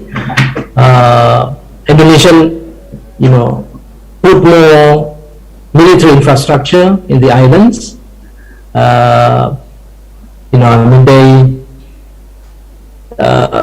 They introduced, now they're building the ports for the Navy. They introduced more integrated military to support this territorial integrity, to at least to deter outside powers, foreign powers, from interfering the territorial boundaries. And there is an aspiration that Natuna will be transformed into Indonesian Pearl Harbor with heavy military presence, just to ensure that territorial integrity is respected by the foreign countries. And it brings some improvements for the people, for the locals. The infrastructure becoming better, the road becoming better. There has been a project of building ports, either for civilian purposes or for military purposes, and also the introduction of electricity to various part of the island. So there has been some improvement because of the raising concerns from Indonesian government to territorial integrity. But on the other hand, the presence of the military presence, the heightened military presence in the arena, in the region, create or stimulate anxieties among the people, especially on top of several existing problems. They believe that as one of the richest oil reserve in Indonesia, they believe they are entitled to have what the so-called dana bagi hasil or revenue sharing fund in significant number from the government, but there have been some changes to the regulation of this revenue sharing fund, which put them, which make them less accept or receive less than what they expect for the region. And there has been some changes as well to the development plan of the regency. Before the securitization of Natuna Island, there has been some aspiration to put Natuna as the center for tourism because of, you know, beautiful beaches, because of beautiful, you know, I mean, undersea waters. But then this aspiration may be changed because of the rising concerns of over the territorial integrity. Some plans for tourism, some plans to make some parts of the regency as tourism center may be changed because of the need for military presence. So it creates, you know, anxieties among the people about the future of the island, the future of the regency, and of course the future of their welfare. And in the light of this securitization, in the light of this increasing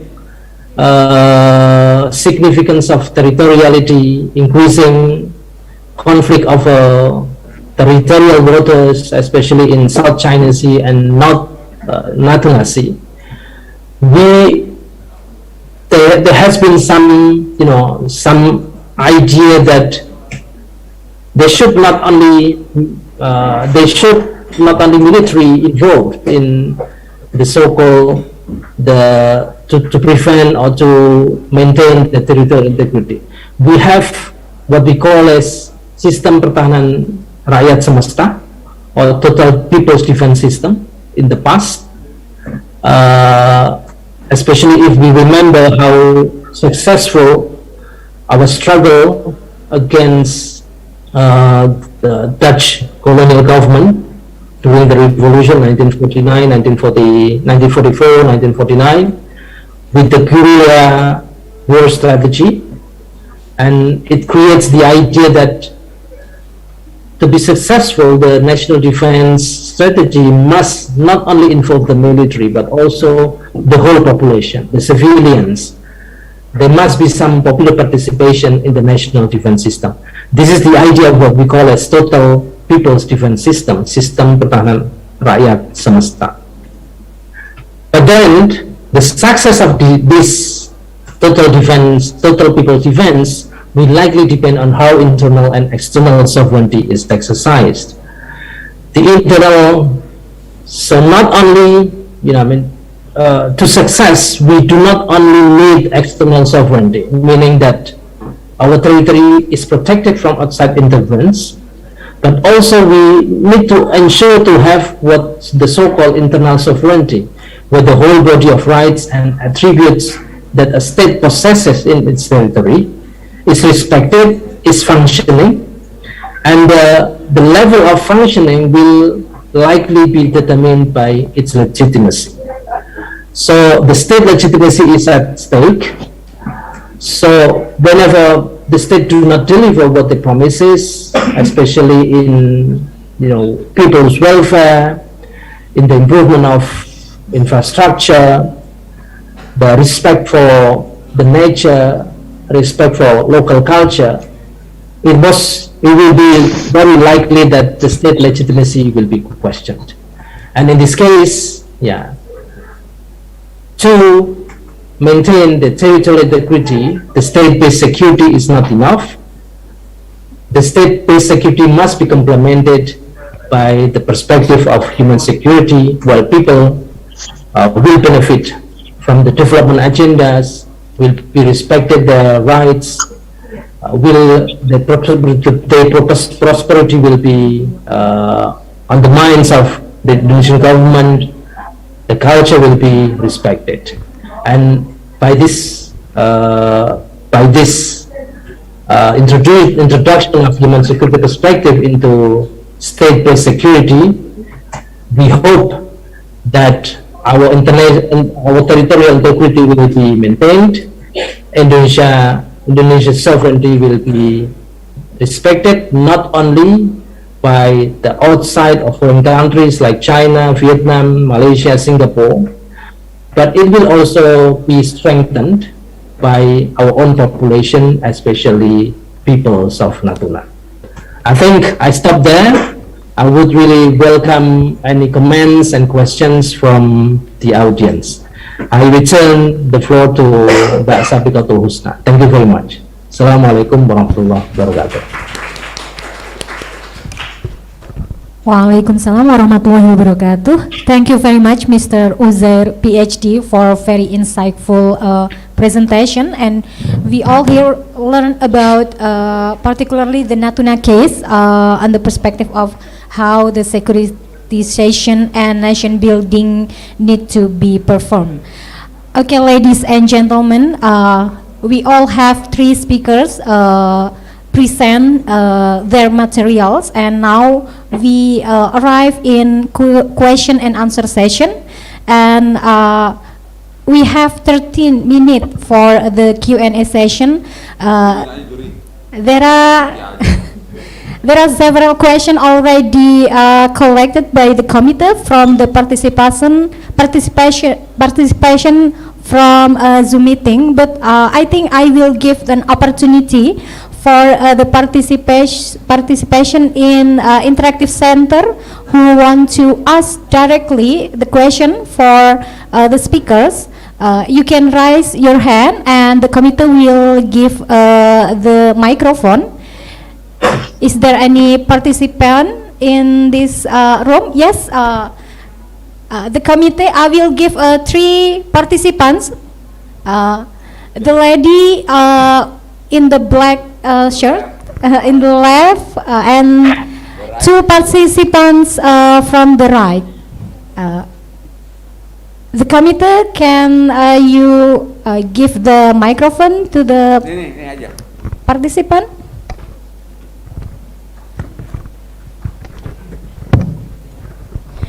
You can mention and explain your name and your institution and to whom your question will address. Thank you. I'm Annie. I have one question to Mr. Andri Bibowo.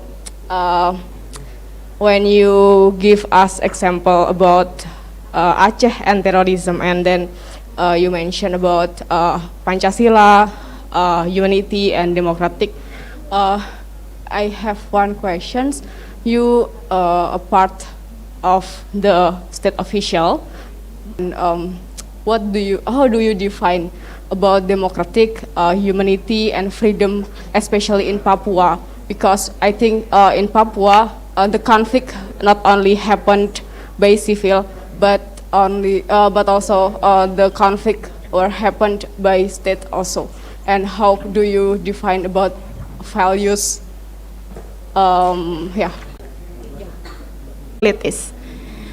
If we see between Kliti and image of this region, there is something incompatibility. I assumed that there is part that not fully concerned to face this case.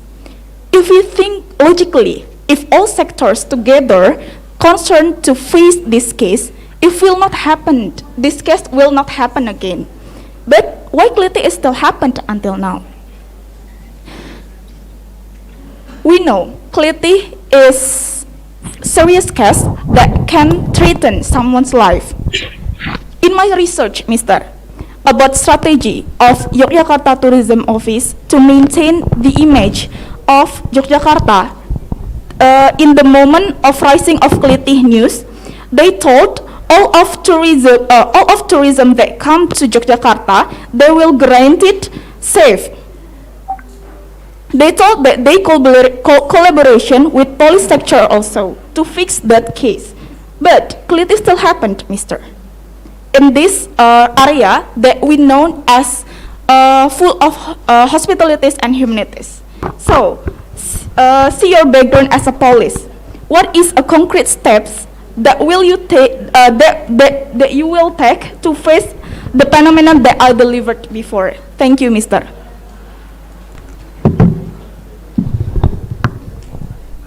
Okay, perhaps the last participant. And thank you. I'm Anji. I'm a student communication officer in UIN and Sunan Kalijaga, Yogyakarta. And I will ask to Brigadier Paul Dr. Andri Wibowo, MSc. Talking about humanity in our country, Indonesia is the most hospitable country in the world and highly values tolerance. But based on data from the National Office on the Counter to Terrorism, PNPT, revealed that the activity of terrorism during the COVID pandemic-19 is increasing over the internet. This has certainly been a tremendous challenge for police agency to solve this problem immediately. And my question is, how far have police agencies taken to address the problem in order to maintain the security and harmony of the Indonesian people? Thank you. Okay, thank you very much for all three participants who are already delivering their question. For Brig Paul, Dr. Andri Wibowo, I directly will give an opportunity to Dr. Andri to answer the questions, perhaps to conclude the answer for all three questions. First of all, I want to talk about the separatist movement that occurs in our country perspective from the humanitarian and democracy. First of all, I want to ask you to study more deeply about what the democracy is. During my lesson about democracy, I read a book about the Republicans. When Mr. Aristoteles said and pessimistic about democracy itself. In the third Republican or the fourth, Aristotle said that like this. I was pessimistic with democracy because of what? Democracy is the concept to make a civilization better. Democracy as a concept, as a bridge to connect the relation more closer between the ruler and the people. To make a good democracy, the people should learn more. The literacy should in the position of height. Democracy is not as simple as we know now. The freedom of speech, the freedom of movement. But democracy more is how we understand the life that we face by reading book more, to understanding book more, to understanding the social problem with the science, with the knowledge. Yeah. And my experience was what I said in my paper and my presentation. Yeah. It is not easy to make a conclusion about humanity, what these are. Yeah. And coincidentally, when I read the book of Harari make me a perspective that I try to find out during my duty as a police officer. Yeah.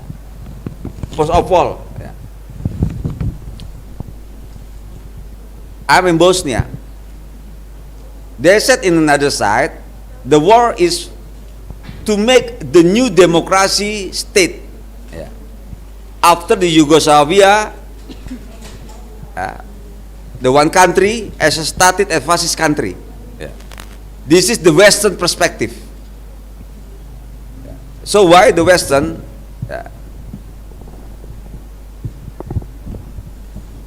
See this. Yeah. If we see from the theory conspiracy, maybe the Balkan War is not pure because of home country problem. Maybe it is other outside country that influence this war happens. If from the theory of conspiracy, I say also to make a peace in Aceh. From Aceh, separatist movement said, this is democracy. This is our right to spirit from NKRI, from Indonesian nation. With some reasoning.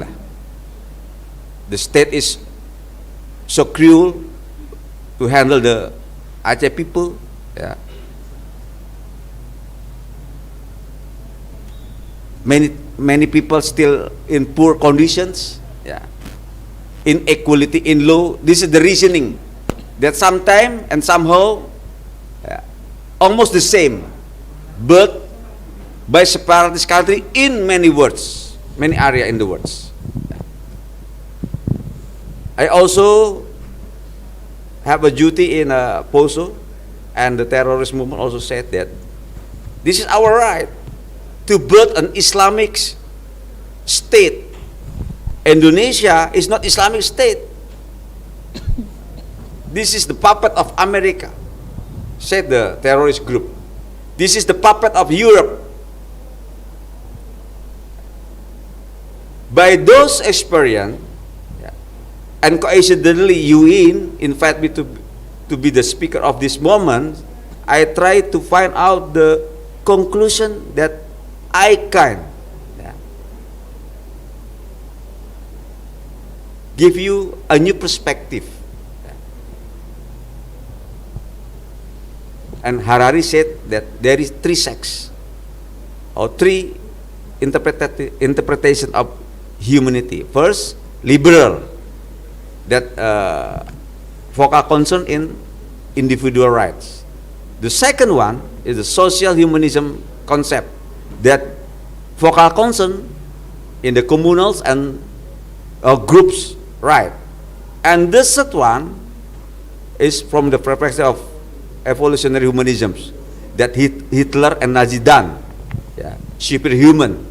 Rest area is a superhuman, the best one in the world.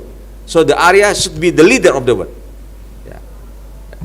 So by this way, what kind of problem in the world? We have the superpower country. Coincidentally, maybe imagine or by the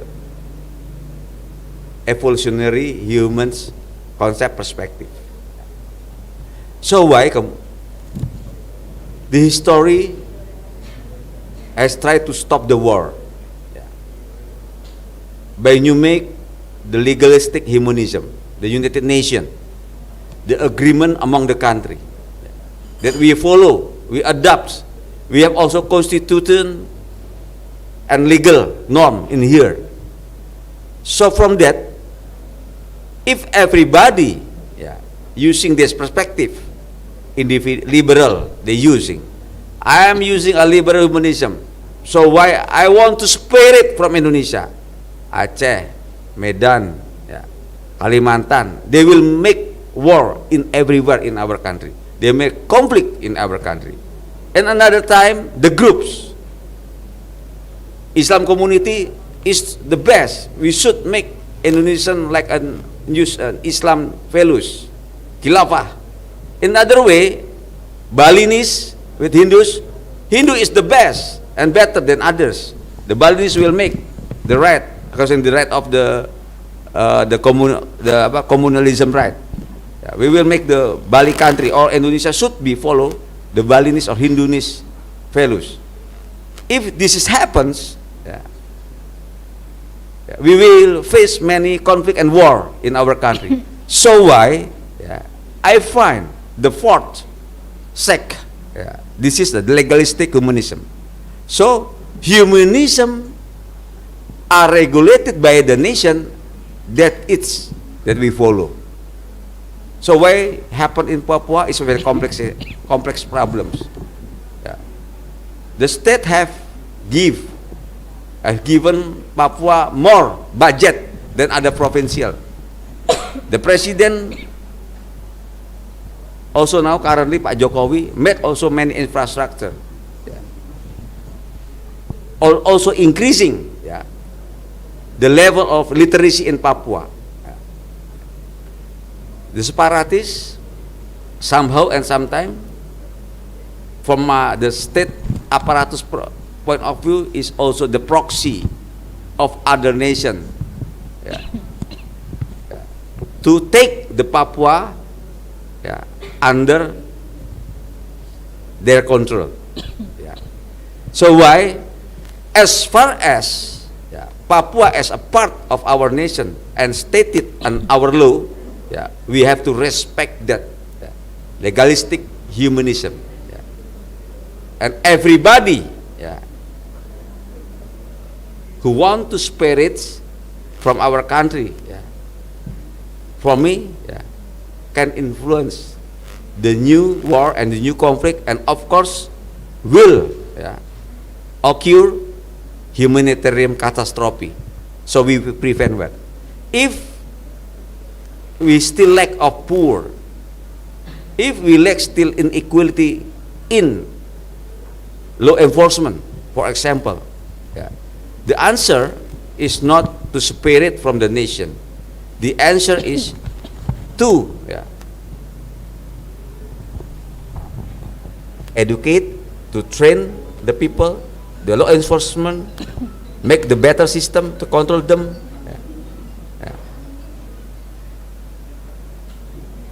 To reach our goal, more equal in economic, more equal in education, more equal in law.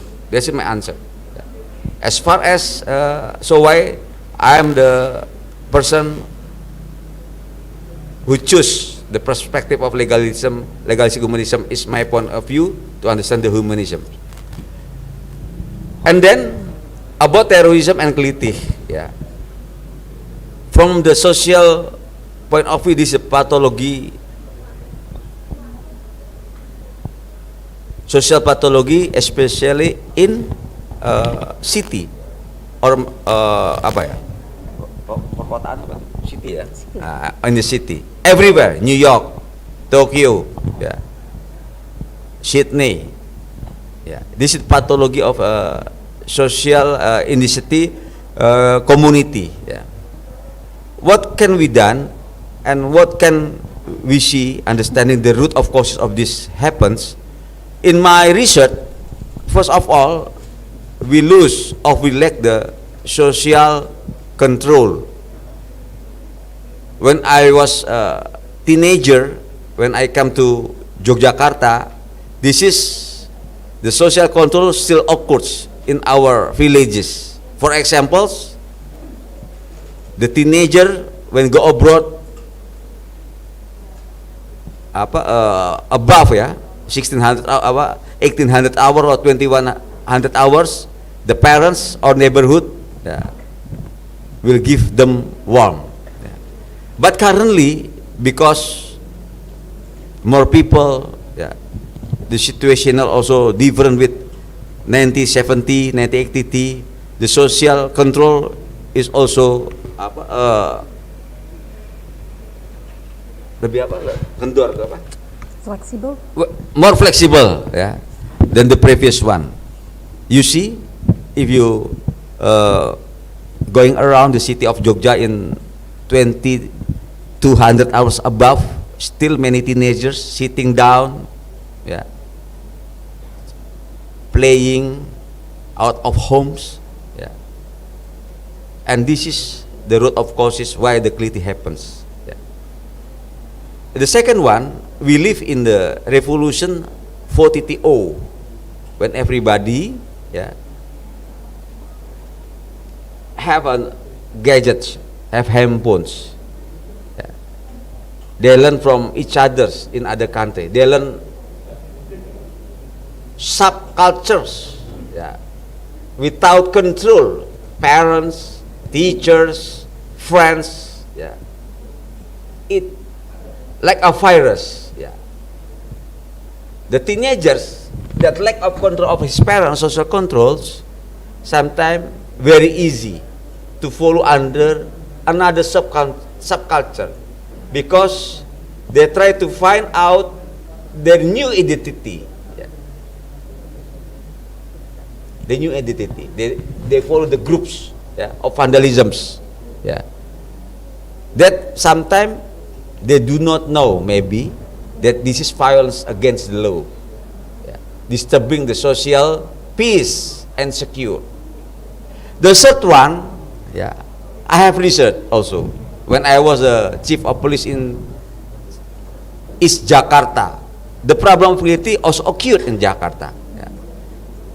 This the lack of personnel also, yeah, the lack of police in the night duties, the lack of military patrol in the night duties, the lack of government, yeah, duty, yeah, in the night shift, yeah.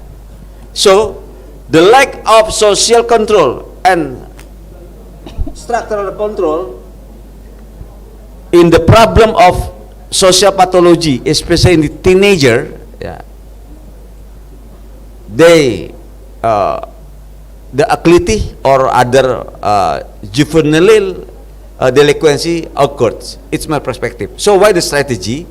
Yeah, dual strategy, yeah, to enforce or to repair, yeah, the structural composition, especially in the night, and also we have to socialize again the cultures, the traditional culture, when parents control their children, yeah, the neighborhood control their other children in the communities to prevent they are part of the perpetrators, of they are part of the victim of criminality. That's all my question. Also, this question is almost similar with terrorists, yeah, because I have also to Mr. Zuhri, yeah. Currently, we don't have a religion structural education and training, you know. When we come to pengajian, yeah, to worship, yeah, the teacher of a religion directly, yeah, teach us about jihad without basic religion that we have to know. As far as I know, I ever been a chief of a mosque teens in Jakarta.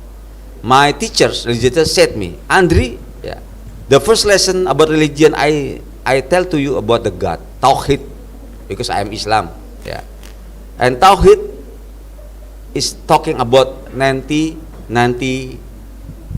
character of God, Ya Rahman, Ya Rahim, about humanity.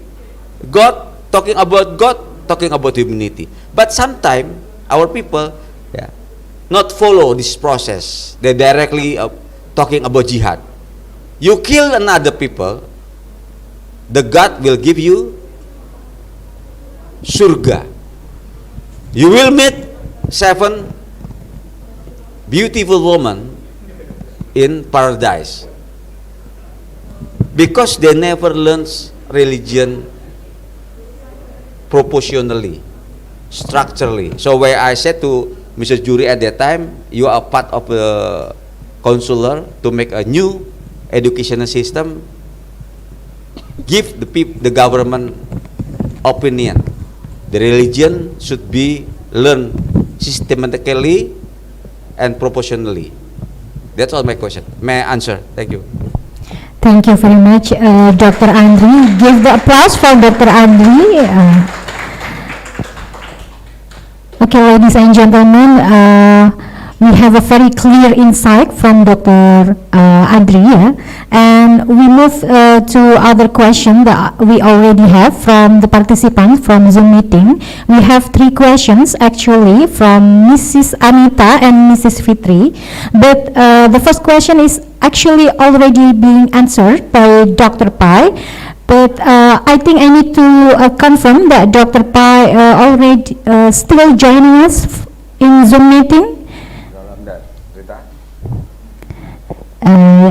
Does the committee can help me to confirm that the Dr. Pai and Yes, I'm still here, yes. Yes, Dr. Pai, do you want to re-answer, although you already answered the question from Mrs. Anita about is there any conflict between the worker of palm oil industry and the company, and how the conflict happened, and does it affect the palm oil supply and the world geopolitics? Perhaps you can re-answer this question, Dr. Pai? Okay. Well, yeah, there are a lot of conflicts because the palm oil industry is successful because it exploits the workers. Workers have lots of issues around, especially about pay, but also working conditions. So, for example, a lot of the women who work in the palm oil industry are not employed as staff; they are only employed as daily workers. So they don't have a permanent position, and they get even less pay than the men. So it's a very also gender unjust industry. Now these workers are so a lot of Indonesian workers work as migrants for the Malaysian companies, but the Malaysian companies are also some of the big companies in Indonesia. So what's happening is that the nationalism of the nation state in Malaysia and the nationalism of the nation state in Indonesia is being used to hide the class antagonism within the industry.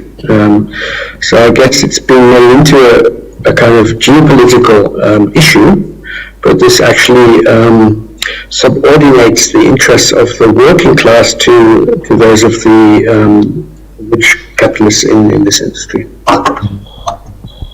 Okay, thank you very much, Dr. Pai, for the comprehensive answer. We have a very clear understanding now. Move to the next question, ladies and gentlemen. We have another question from Mrs. Anita, and the question is addressed for Dr. Andri. I will, in the Zoom meeting, actually, Mrs. Anita, she doesn't mention where she has come from. She has a question that actually the state sometimes labeling the community, the organization, or the separatism group as a terrorist. But can actually the state being the terrorist itself? The question is right there. I will give the opportunity for Dr. Andri to answer this question.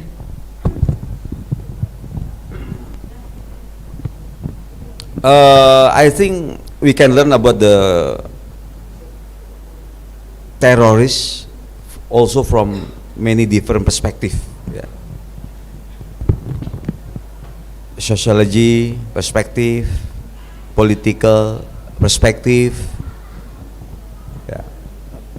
Psychology perspective, yeah.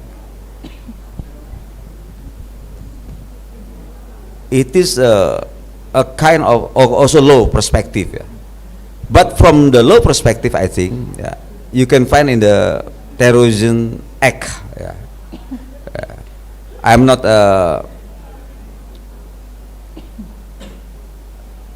I am fully, but as far as I know, terrorist act is a kind of act that using any means to make other people sacrifice, and terrorist act could be done also not also by person but also by group, and also by state. It depend on the cases. If I'm from the police, everybody can act a terrorist act, but in the specialist act, legal specialist act, it limited what is the terrorist group, what is the terrorism act, and you can find in the terrorist act. But as a concept of a science, terrorist could be understood by many perspectives, and could be done by anyone, people, state official, non-government official. We call it kalau di Indonesia preman also can do any terrorist act, but especially concerning the threat of our nation and also the threat of our community that internationally happen also about the movement of ISIS, Al-Qaeda. So we limited currently what kind of a terrorist group and terrorist act concerning of this threat for the legal concern concerning the terrorist act. I think that is my answer. Okay, thank you very much, Dr. Andri, for the explanation. And I will move to the last question from Mrs. Fitri in the Zoom meeting. The question is actually addressed for all speakers, but perhaps I will give an opportunity for Dr. Uzair first to give an answer, perhaps from Zoom meeting. The question is, how did nationalism lead to conflict? Dr. Uzair, can you hear me? Ya, Mbak. Siap. You can perhaps give the answer for this question, Dr. Uzair. Okay, thank you. Well, in general, we believe the nation. I mean, we live in the nation-state framework, so we cannot escape from the so-called nation-state. Although there has been some contemporary developments which questions the power of nation-states, such as the Bitcoin, the currency, those kind of things. But in general, since the nation-state political framework, global framework still exists, and still is the dominant framework that we live on, so we cannot escape from this nation-state. And all the nation-states, at some extent, praise the devotion to the pride of the nation, devotion to express loyalty to nation-state, to respect, and the nation-state meaning. If we talk about nation-state, we talk about the boundaries, the territoriality. We talk about the nationalist symbols,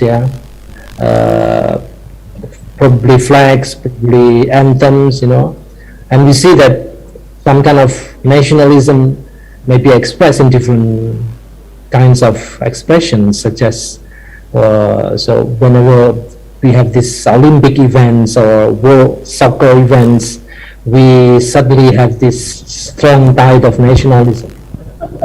But that is okay. But then the question, when it is not okay. It will not be okay when we believe that devotion to the nation, devotion to to the imagination of the nation, we call it, so far there has been some concerns about what we call as ultranationalism, meaning that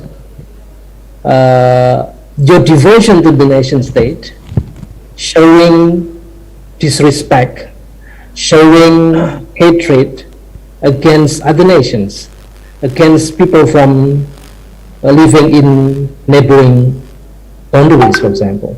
So whenever so nationalism, require us to maintain loyalty to the nation state, but it doesn't mean that we have to destroy, we have to hate, we have to express, hatred or do some violence to people that have other loyalties to other nation states. So there has been concern about this ultranationalism, and it will be, especially in contemporary events, this with the rise, with the rise of populism, that has been, happening in Europe or in the States. And now the States has been, during the Trump, people are concerned with the rise of populism, but now the regime has changed with under the leadership of Joe Biden. But the rise of populism raised the concerns that devotion to, the devotion is not only to the framework of the nation state, which is expected to deliver public goods, but the devotion is expressed to some kind of xenophobic feelings, which people try to hate others because of they have different backgrounds, they have different skin colors, they have different religions. So this is what what brings danger to the devotion. Yeah. So whenever we praise excessive devotion, especially related with race, especially related with religion, it will become hatred against others, and to some extent, as Bridgen and they mentioned, it will express hatred and resistance to the nation state, as the nation, especially those who are not based on particular religion, like Indonesia. Indonesia is not, embrace different religions, but not really founded under one particular religion. So this feeling may be not good to more heterogenic, more multicultural societies like ours now. And that's at the domestic level. And at the international level, maybe nationalism can bring conflict if each nation state do not respect the existing legal framework, especially if it relates to territorial disputes. So like South China Sea, the dispute has been going on and on.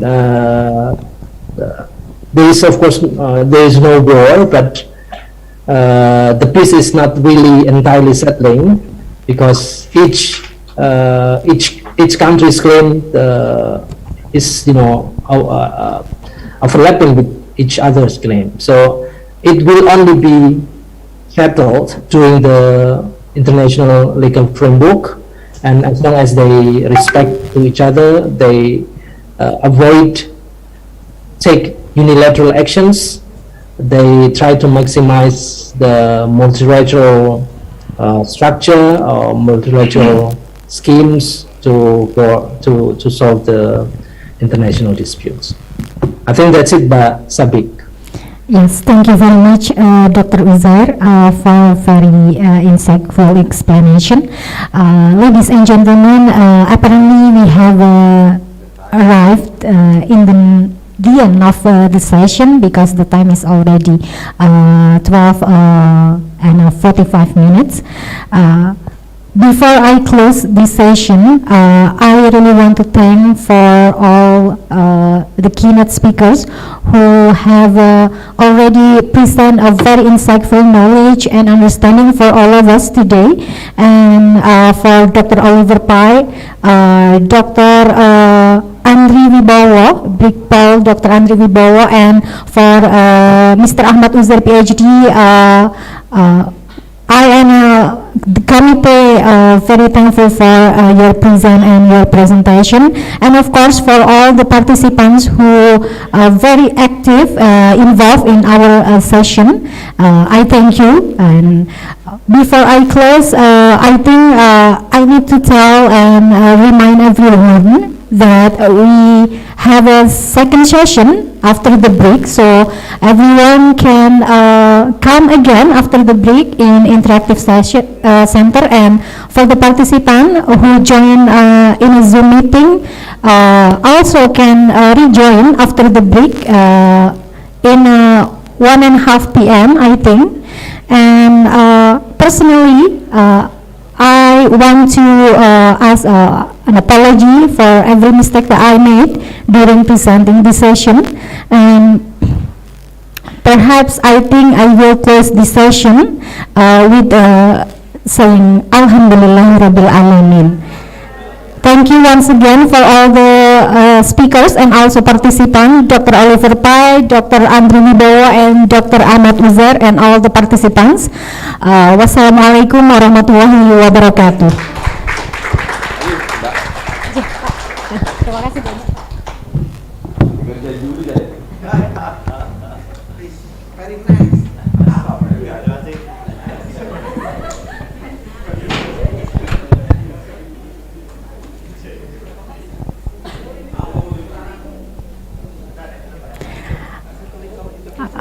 The committee, do you have any information for the participants perhaps? I will give back over to the committee.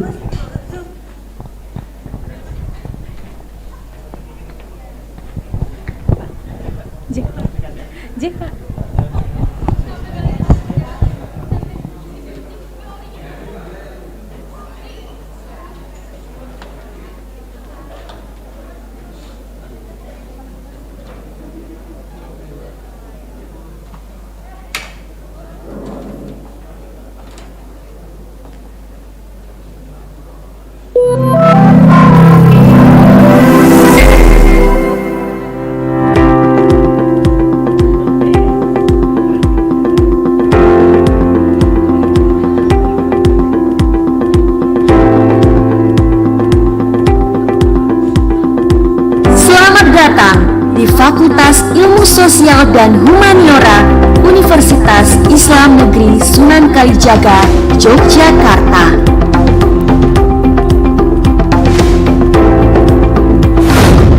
Fakultas Ilmu Sosial dan Humaniora merupakan salah satu fakultas favorit di Universitas Islam Negeri Sunan Kalijaga. Fakultas ini memiliki 3 program studi: Psikologi. Assalamualaikum warahmatullahi wabarakatuh. Mohon perhatian bagi Bapak Ibu peserta Aicosh 2022. Kami mengharapkan kehadiran Bapak Ibu dan ilmu sosial serta menyebarkan nilai-nilai kemanusiaan. 2005, Fakultas Ilmu Sosial dan Humaniora telah melahirkan banyak insan-insan cendekia yang profesional sesuai dengan bidangnya. Fasilitas yang menunjang kreativitas, baik akademik maupun non-akademik bagi mahasiswa, antara lain ialah Interactive Center, ruang kelas, ruang baca psikologi, ruang audiovisual, ruang komputer, laboratorium perkembangan, laboratorium sosial, Klinis, Applied Psychology Center, Laboratorium Psikologi Industri dan Organisasi, Laboratorium Sosiologi, Laboratorium Public Relations, Laboratorium Advertising, Ruang Studio, Masjid, Perpustakaan, serta ruang-ruang terbuka lainnya.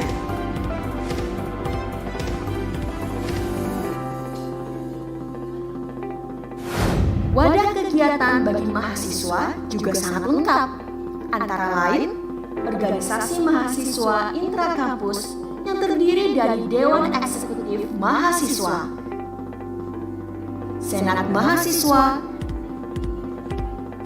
Himpunan Program Studi, Badan Otonom Olahraga, Badan Otonom Jurnalistik, Badan Otonom Al-Fatah, serta berbagai unit kegiatan mahasiswa. Di tingkat program studi, kegiatan tahunan juga diselenggarakan oleh mahasiswa.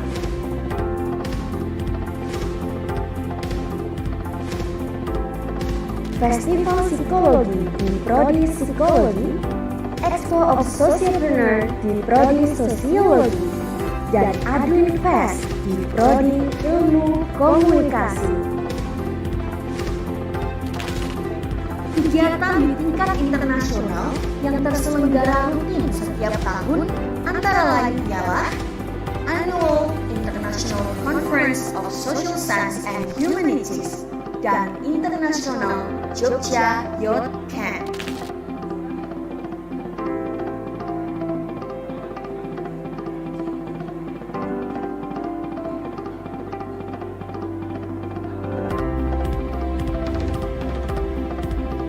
Fakultas Ilmu Sosial dan Humaniora juga memiliki beberapa jurnal. Di antaranya ialah Jurnal Psikologi Integratif, Jurnal Sosiologi Reflektif, Prophetic Jurnal Komunikasi. Di tingkat fakultas, terdapat Jurnal Internasional Kalijaga.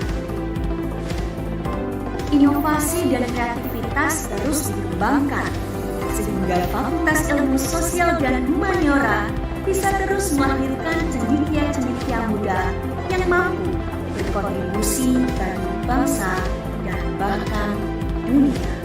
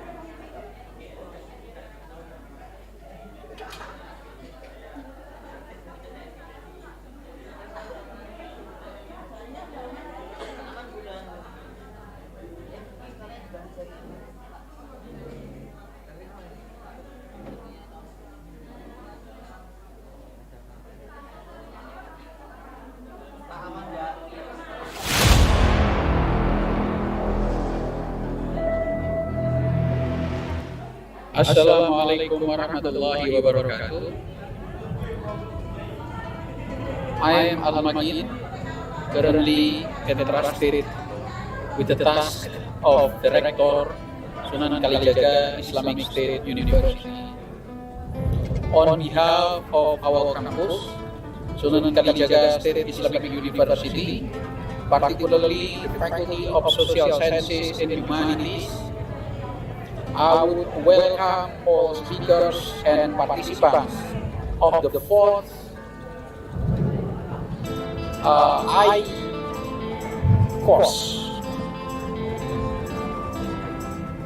This international conference is indeed very important and Sunan Kalijaga is very proud to become the host of this conference. Please take a note that since 2022, we have, I hope, I expect, the end of challenging pandemic. The COVID-19 already 2 years and changed the way we live. And we realize this kind of challenge changed the way we behave, our worldview, and even our own religion. At the same time, we also face with another yet challenging global world like the conflict between Russia and Ukraine. This conference is a place where you could discuss with us, share your ideas, your research, your experiences, with the title Humanity in War and Conflict, Beyond Space and Time. This theme is very relevant to today's discussion in Indonesia and beyond. This international conference will be a place where we could be very productive and prolific, at least to plan the next agenda or in action to write a papers in collaboration with our colleagues or further research what is possible and what is challenging. Once again, on behalf of Sunan Kalijaga State Islamic University, I welcome you in this international conference. Hopefully, this will become a milestone to our further friendship, collaboration, and working together. Thank you very much. Assalamualaikum warahmatullahi wabarakatuh. Assalamualaikum warahmatullahi wabarakatuh. Welcome to the speakers and participants of the fourth Aicosh organized by the Faculty of Social Sciences and Humanities, UIN Sunan Kalijaga, Yogyakarta. This international conference has been held by our faculty since 2019. This year will be our happiest moment because our conference will be held offline after the previous two was held online. The fourth Aicosh will offer a theme, Humanity in War and Conflict, Beyond Space and Time.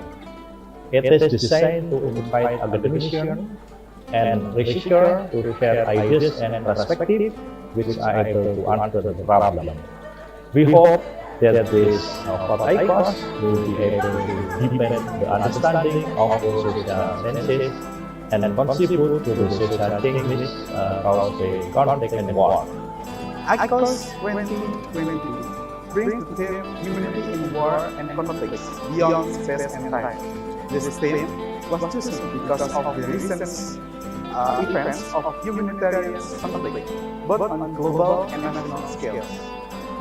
This conference is expected to strengthen discourses on issues and perspectives emerging from the three major of social science: psychology, sociology, and communication science. In other words, the fourth Aicosh is a contribution to expanding our understanding of social phenomena at all levels of analysis. Alhamdulillah, this conference is expected to be attended by participants from various countries, including Germany, Ireland, Australia, Turkey, Malaysia, Philippines, and Indonesia, of course. As the organizing committee, we hope that this conference can produce useful ideas for the civilizations nowadays. At last, to Professor Abdul Al-Makin MA, Rector of UIN Sunan Kalijaga, and Dr. Muhammad Sadiq SOS MSc as the Dean of the Faculty of Social Science and Humanities, thank you for your best support to the community. And our great appreciation goes for the speakers and all participants who have delivered up this conference. And again, welcome to the fourth Aicosh. Hopefully, this event can be the opportunity to broaden our insight to uneven reform. Welcome to the fourth Aicosh. Hopefully, this event is useful and can add insight to anyone involved. FISHUM muda, FISHUM mendunia. Thank you very much. Assalamualaikum warahmatullahi wabarakatuh.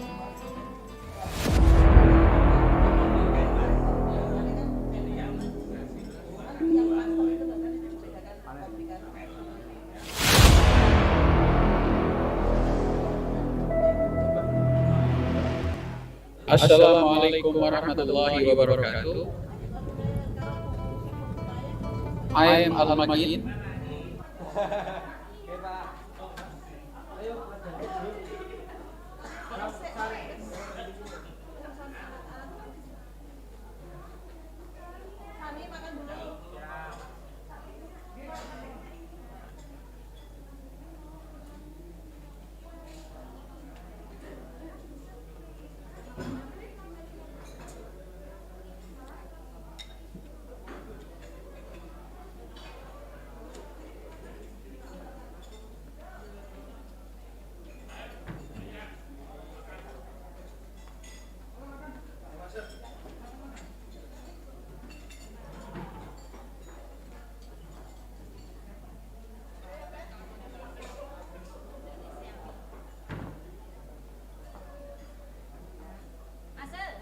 Silahkan Bu.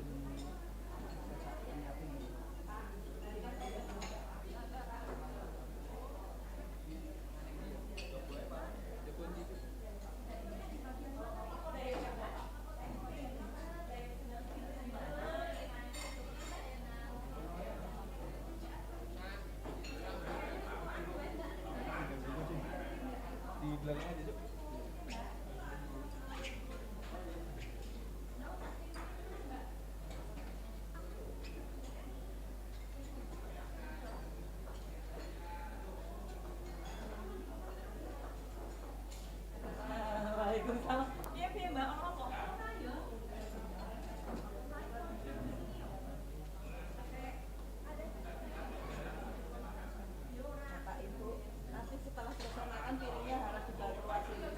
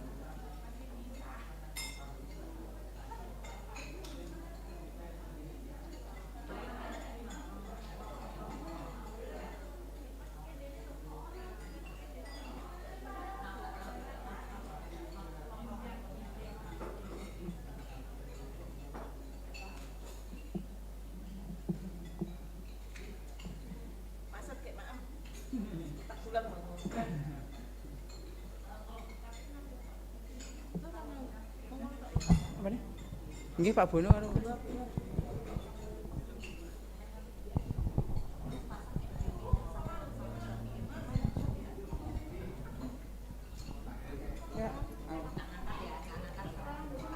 Aku. Sabar. Wis, tak turuti karepe tenang wae.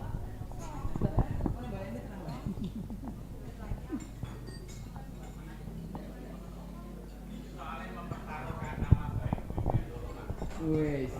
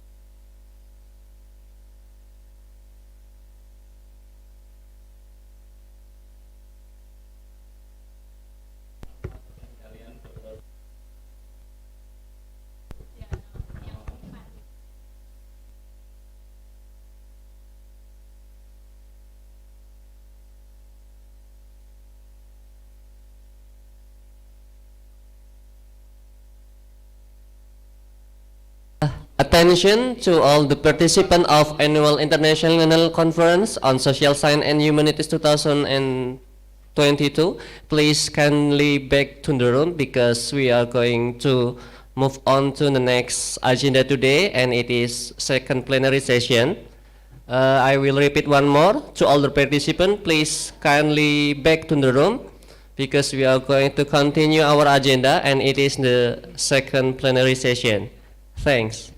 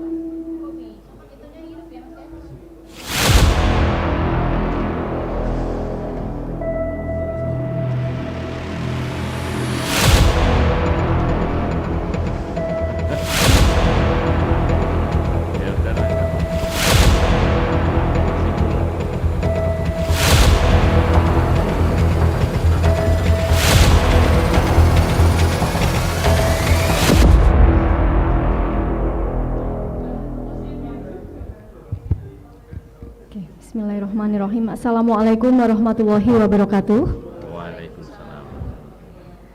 Good afternoon, ladies and gentlemen, my dear colleagues and friends. Let me welcome you again to the 4th Annual International Conference of Social Sciences and Humanities at the Faculty of Social Sciences and Humanities UIN Sunan Kalijaga, Yogyakarta, as we are about to commence the second plenary of this conference. And Surely, I'd like to warmly welcome our speakers, especially who are joining us currently via Zoom. The first one is Dr.